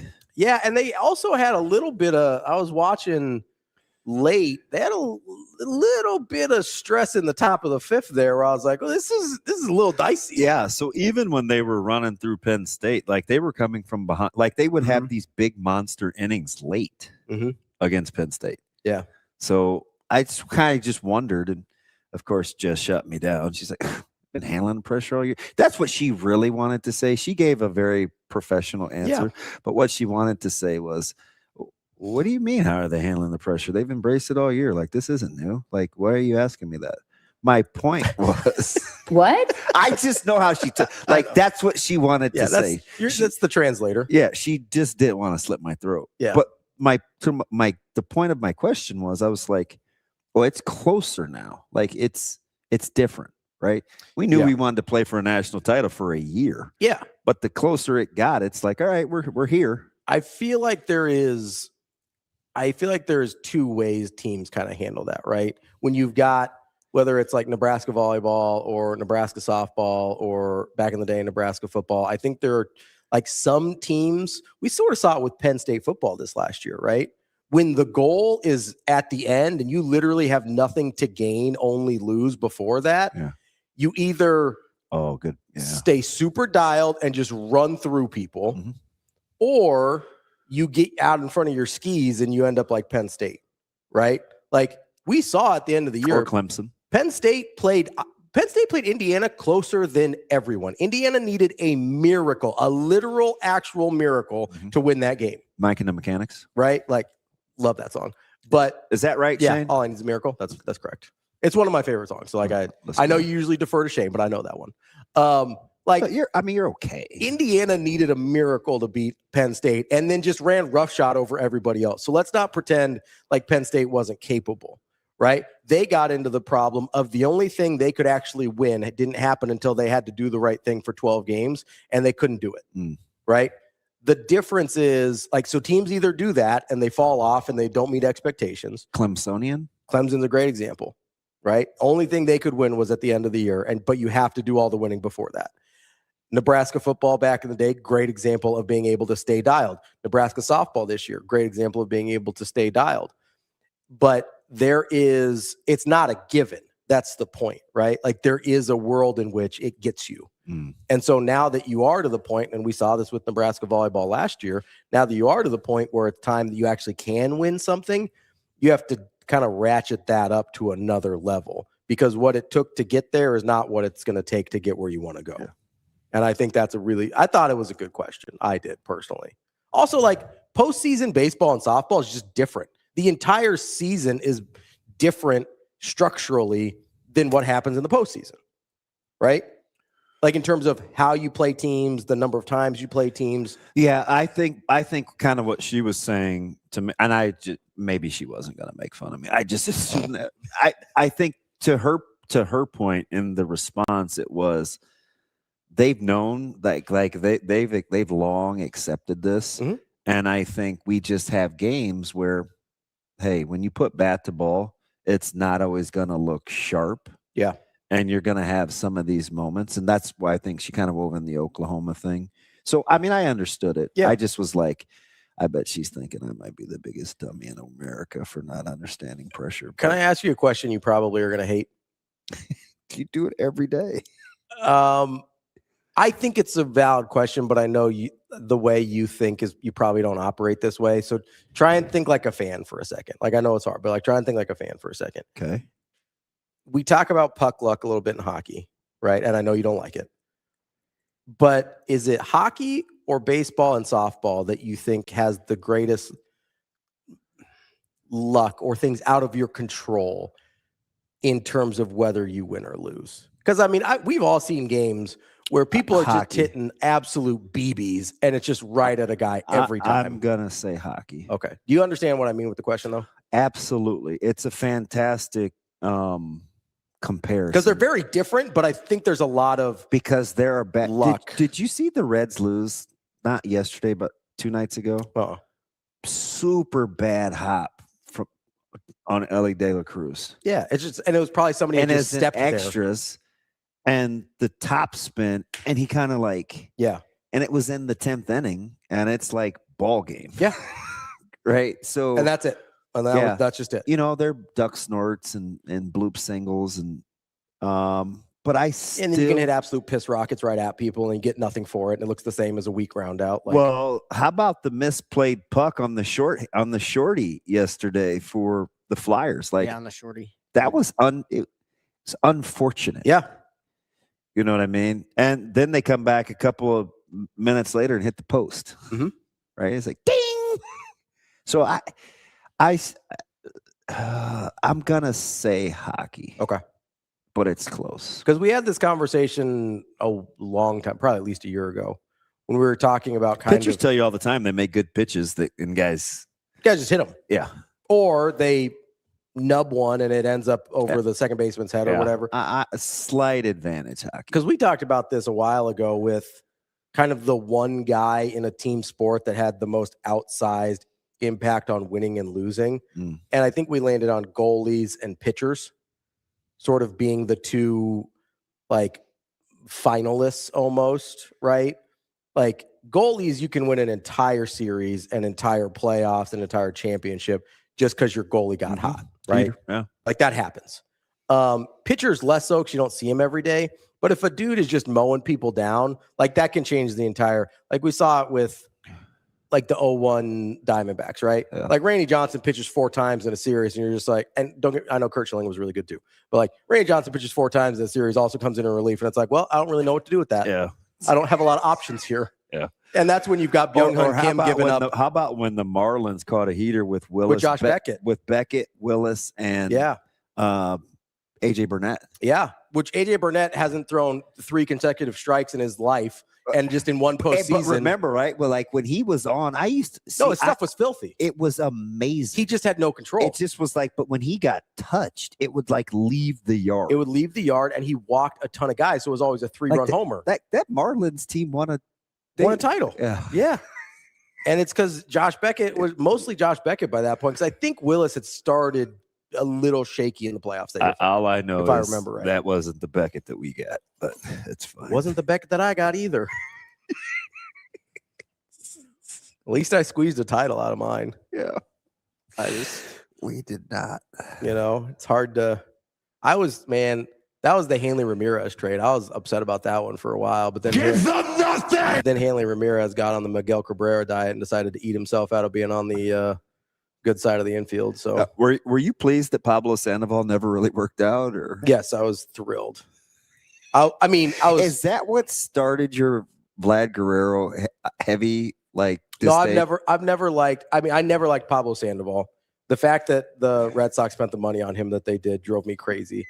Like I have a real, and listen, I'm not a small guy, although NextGen's helped me out with that, but I have a real problem with guys that like, especially now, like baseball players, like the cliche is like, oh, they're all fat, lazy. Like baseball players are a lot more of them look like Mike Trout now than they do than Pablo Sandoval or David Wells. Yeah. Right. Like there's not that many of those guys anymore. Like they're athletes. You've got crazy training programs and stuff like that. Like you don't get a lot of guys that are getting away with just being Bartolo Colon out there anymore, you know? And so like, it really, really frustrates me when it's like, hey man, we're about to pay you like $300 million. Could you hire a chef? Hey, man. Is that like, is a nutritionist in the budget? Could we do that? You know, like you've got a gym in the place you go to work. That's kind of the whole point of the job. Any chance we could get a little extra effort for somewhere in the neighborhood of $250 million? Is that possible? Yeah, man. It's the problem I have with it's the problem I have with like Zion too. It's like, hey, bud, I know the food in New Orleans is good, but maybe we save the You don't have to leave Zion alone. Maybe we leave the beignets for the off season, you know? You know, it's beignets. It might be the boudin, and the boudin's been a problem too for Zion. Speaking of being inclusive, I like black beans as well. I don't know how much black beans are in Creole food, but Cajun food. Oh, but I'm just saying. It's the same problem I have with all professional athletes that can't keep themselves in shape. It's like, hey, you're getting paid a lot of money. Like, let's figure this thing out. Like, be better. Yeah, like let's figure it out. I understand like Melo is not going to look like Anthony Edwards, but Melo was always in good shape, right? Even though he looked a little softer. Yeah, he was a little frumpy booty, but he was in good shape. He was always in good shape. Like I can understand that with Melo. Like Tim Duncan didn't look like David Robinson, but Tim Duncan was in good shape. Yeah, you know. How old does TD look now? Whew. Yeah, the gray and is he still doing the dreads? Oh yeah, and he's got them pulled back now. Yeah, it's kind of a cool look. He looks very wise. I like a little sage. I feel like I would go to him for advice about anything. You know what you could go to him for? What's that? Blowing big trees. He's an environmentalist? Yeah. Exactly. I have a quick question before you go off on your rant. Hey, Jimmy Neutron. Out there in the 308, have you driven through past Nebraska's Rib and Chop House in North Platte? Nebraska's Rib and Chop House in North Platte does not sound familiar to me, no. Okay, so I looked at the menu last night on a humbug, and the only reason I'm asking this question is because you were talking about New Orleans and Cajun. Yeah. It has a hint of, like, they have jambalaya, they have, you know, New Orleans shrimp and pasta. And I'm like, what's the connect out in North Platte to the Cajun cuisine, aside from it being a rib and chop house? Okay. So that's where that Kobe, do you know? There's a lot of crawfish. Oh, that's right. Kobe's right there. He says he's been there. Is he working? Kobe, talk to me. Man, listen, why didn't I just ask him? That's our North Platte guy. No, now I'm going to have to really go there because that menu look. Kobe, what we talk, it's just a fancy restaurant. Oh, jeez. Why'd I ask him? Now, why is that? I was clearly excited. Why is that funny? His response is funny because, like, that's a very Kobe response. That's not a you problem. It's just a fancy restaurant. So, like, is it not good? Is it sus? Chuck is saying Kobe said it's mid. So, All right. So I do want to know, like, what's the Cajun? I wouldn't think in that part of the state like that would. Yeah, sometimes you'll get at so probably not at a chop house so much, but somehow there isn't a Cajun connection anywhere. It's just a good steakhouse. No. So, like, if you've been there, then you know the menu. There is like a Cajun food truck that's in central Nebraska that drives around quite a bit. Yeah. It's pretty good. I've had fried alligator from it.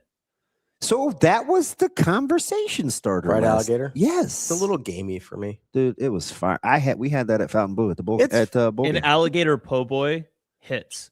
Like, you could order when our first bowl game in Miami, like, you could get, it was on the room service menu. Wait a Kobe, like, this dude just said it's not, there is no he's throwing me for Do you mean like there's no Cajun people? Because there's clearly Cajun items on the menu. Chuck says fried alligator in central Nebraska is sus. Yeah, it's probably not gator.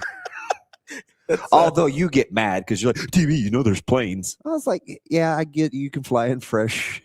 But you flying in gator? So that, yeah, I mean, there's certain things where, yeah, I'm a little bit more hesitant. You know, there's maybe a little pause for concern.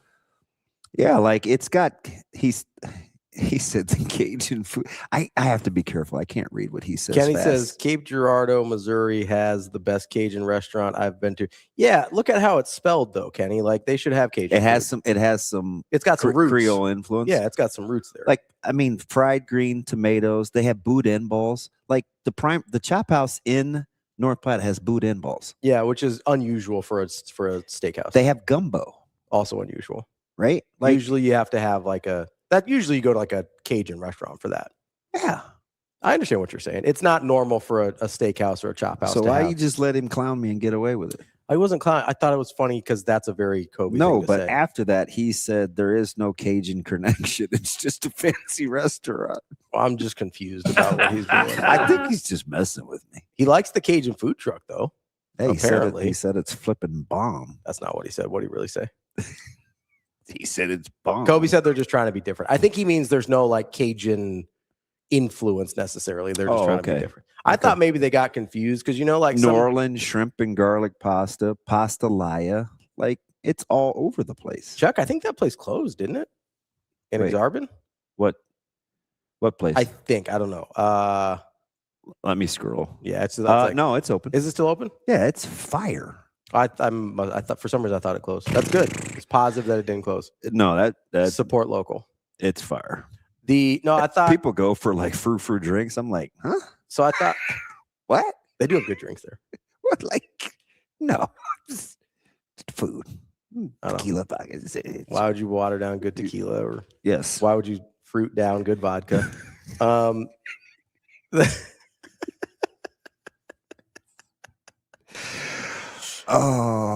Same here, Heath. Same here. It's funny to see people's face sometimes when I say, "Hey, can I just get that chilled? Just pour, just strainer. I want it to just look like a little hint of gray." Yeah. And they always ask me about other things to put in there. Do you want ice? Do you want any? You want to? No. You want a garnish? Just that. Do you want a lime? Put the ice in. You want a salt rim? Just that. Shake it. If you give me a few of the ice crystal crumbles, cool. But that's all I want. And they're looking at me like, straight.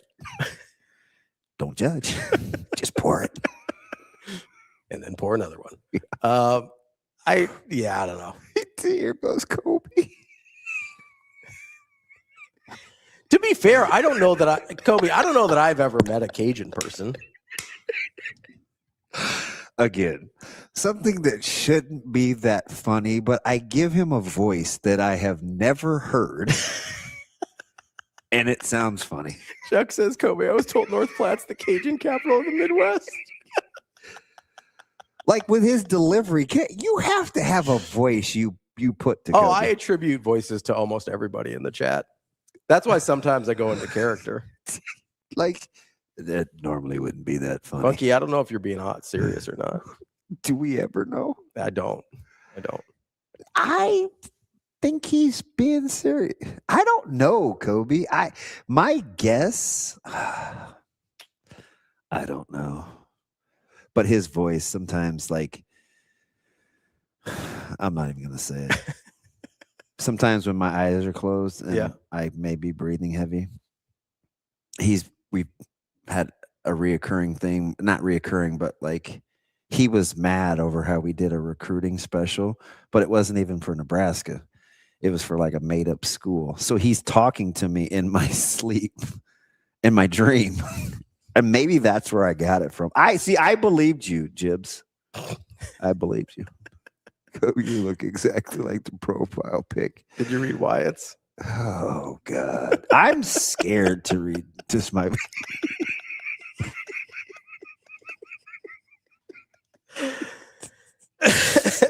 Actually, surprisingly, no. Well, we've met him, though. We know what he sounds like. And I've seen him, yeah. Yeah, so there's no guesswork left there, you know?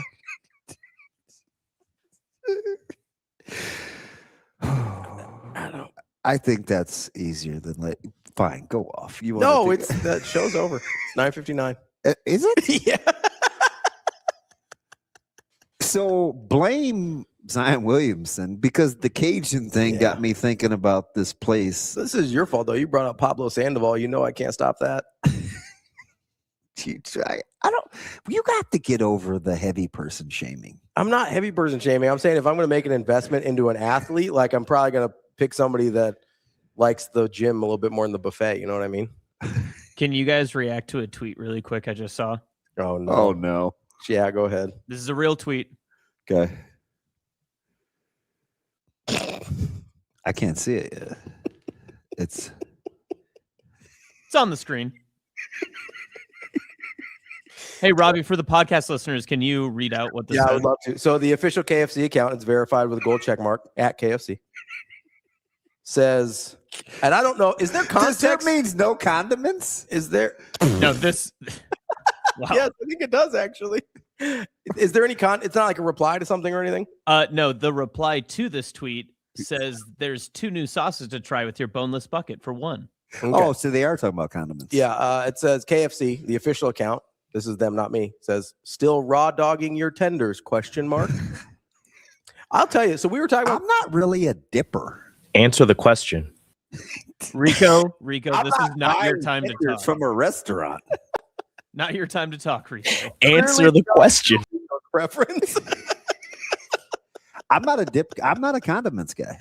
I am some things, but it's like if it's like gizzards, I want in cheese sauce. That's about really it. If I'm gonna go tenders, I'm not buying. Yeah, I know you're not. Tenders. You're more of a tendies guy. Get some chicken tendies for DB. If I'm going chicken tenders, CJMP, I do want a sauce. Really? Yeah. There's some that are good enough not to have them, but you're a ranch guy, right? So chicken tenders are a little different. It has to be honey mustard. It has to be quality ranch, because I'm not just gonna take any ranch, right? And a lot, if I don't know, especially fast food, I don't trust fast food ranch outside. What fast food chicken tenders would you buy? Well, I mean, Runza. Popeyes. Runza's got great tendies. Aren't they flat? They're pretty eating those. Those are flat. They're not even like. They're pretty flat, but they're honestly the ranch does a lot of the heavy lifting there with the Runza Oh, chicken everybody tenders. says they have. That's probably the that's the go-to fast food place in our house. That not me. I don't. That's not how I get down. But there's Jay and Zoe could eat that. Theirs is the only fast food ranch that I trust. So a lot of times I'll go barbecue because it's safer. So is that what makes that bacon ranch burger is supposed to be elite? Oh, I haven't had it, but I bet it's the Have ranch. you not seen D-Hop's review? No, I have. I haven't seen it. I haven't eaten it. So we went to KFC the other day because we were talking about it on the show. So I took Rico and Austin out there because I was like, man, I haven't been to. No, you didn't. Yeah, we did. This was last week. Did you get the party wings? No, I made a mistake. This is on me. I was like, I should get something that they're known for. You didn't get a bowl. No, I got the chicken sandwich. It was my fault. I understand. You're so stupid. I already feel bad about it. All right. Now I have to go back at some point. Did anybody get the party wings? No, Rico got the 3-piece, I think. Austin got the spicy chicken sandwich. I got the regular chicken sandwich. It was fine. I got the extra crispy 3-piece. Yeah, he got the extra crispy 3-piece. Was it fire, Rico? It was pretty good. He gave me a Straight bite. gas. How's the chicken to breading ratio? I think it's perfect. The crisp was great. It was an amazing crunch. The chicken was juicy. Okay. I didn't get sick afterwards. Always a plus. Always a plus. How do you get the chicken sandwich? So you know what I was thinking? No. Well, that's what I'm going to tell you. So I'm mad at you what you ordered. I really permission to tell a joke? Yeah, go ahead. Oh God. Rico didn't have to order his food, but they looked at Ravi and I asked. They knew what I wanted, and I appreciate them for it. Can I say that was one of the strangest fast food lunchtime eating experiences we've ever had? Like, is he being serious? No, they asked everybody's order. Because they wouldn't have just known a 3-piece. Yeah, it could have been 2, could have been 4. You never know. I wanted to order the bucket, but I didn't want to make Ravi pay that much. Oh, it was on you? Yeah, that's nice. I'm nice to our producers. No, they're good. Yeah, like I should be nice. Yeah, I'm not as nice to Shane. He's never around for lunch though. So Yeah, Shane's trying to get out. yeah, he's piecing out immediately. Wow, you picked KFC, huh? So here, well, because I had to know. Why are you just starting the music? Because he's mad. Like he's like, Robbie never takes me to lunch because I leave here at 10:04 every day. Here's the thing. Here's why I went with you can play music all you want. I'm gonna keep talking. That's fine. Let it play. I like the music. So here's the deal. The reason that I wanted a direct comparison because I like Popeyes. And I like the chicken sandwich at Popeyes. So I wanted a direct comparison to what I get at Popeyes. And so that's why I went with the chicken sandwich. Marketing does work because I was tempted the other day to go to get the $3 thing at Chili's just to get the chicken sandwich. I'm gonna be honest because they with make you. I've seen you those TikToks. Yeah, they make that thing look amazing. So I've recently gone to Chili's a couple times. It's good. I don't know what to tell you, man. Like you're consistent with that though. I hadn't been in a long time, but I remembered how much I like the chips and salsa, and so like I went back. I was like, I kind of want those again. It's pretty good. There's man. one by my house. Like There's one right on 84. Like you got to know what you're getting into, right? When we lost the power during that last storm. Yeah, it's huge. Like crushed everybody. Yeah, I waited there for like 55 minutes. They have like a jalapeno cheddar like sausage bratwurst thing that's like really good. Like I think about it sometimes. Like when I'm not around, I'm just like, Chili's, you think about me? You got a brat from Chili's? I think it's they have brats? Well, so they have like a little like smokehouse menu. And I know it's not like what you're gonna smokehouse one or whatever. It's like I'm not that big. I mean, do you just like wake up in the middle of the night thinking about chili sausage? No, he's being weird, Rico. That's a fair question. Like not in the middle of the night. Like sometimes I think about it. It's like, I'm wondering, is Chili's thinking about me too? No, not when I'm like in the middle of the night. It's just like if I'm hungry. She was the smoke show in TLC though. If I'm worrying about if I'm hungry for something, I'm like, oh man, like maybe that I do kind of like that jalapeno cheddar sausage. Like that was pretty good. Yeah. But they have like kind of a whole smokehouse menu where you can get like 2 or 3 meats and then a couple sides. And I know you're not a sides guy, but you can give those to Zoe or something. And like it's pretty good. Hey, so I rock with Chuck. Chuck, man, you can go to Long John's. We'll bring Kobe. I don't have to drive out there to go to. We're definitely not getting Chinese. We're going to the prime rib house. To the trap house? Yeah. Or the Cajun food truck? For some reason, I just don't go like Chinese because he said it slaps. So I was like, oh, we'll go get Chinese. Dude, Chinese food's good. I love Chinese food. But nah, Chuck, we need to hit up Long. I need a Long John shame friend. Kobe. What do you say? Oh, we're so in. Listen, Heath, you have to have again, much like fandom, expectations are important. I have a certain level of expectation when I'm going into Chili's versus when I'm going into like a finer dining establishment. You know what I mean? Yeah. Like Chili's meats. Plus, I get it. It's popular to hate. Like they've upped their quality. Their food's pretty good, man. Like especially I don't hate on Apple, but like especially for their quality, what you're paying, and like you know what you're getting into. Like I'm not going down there and expecting it to be V Mertz or anything, but like I understand. You're gonna walk through the jungle down to the old V Mertz. Look at all this nice hanging decor. The passageway.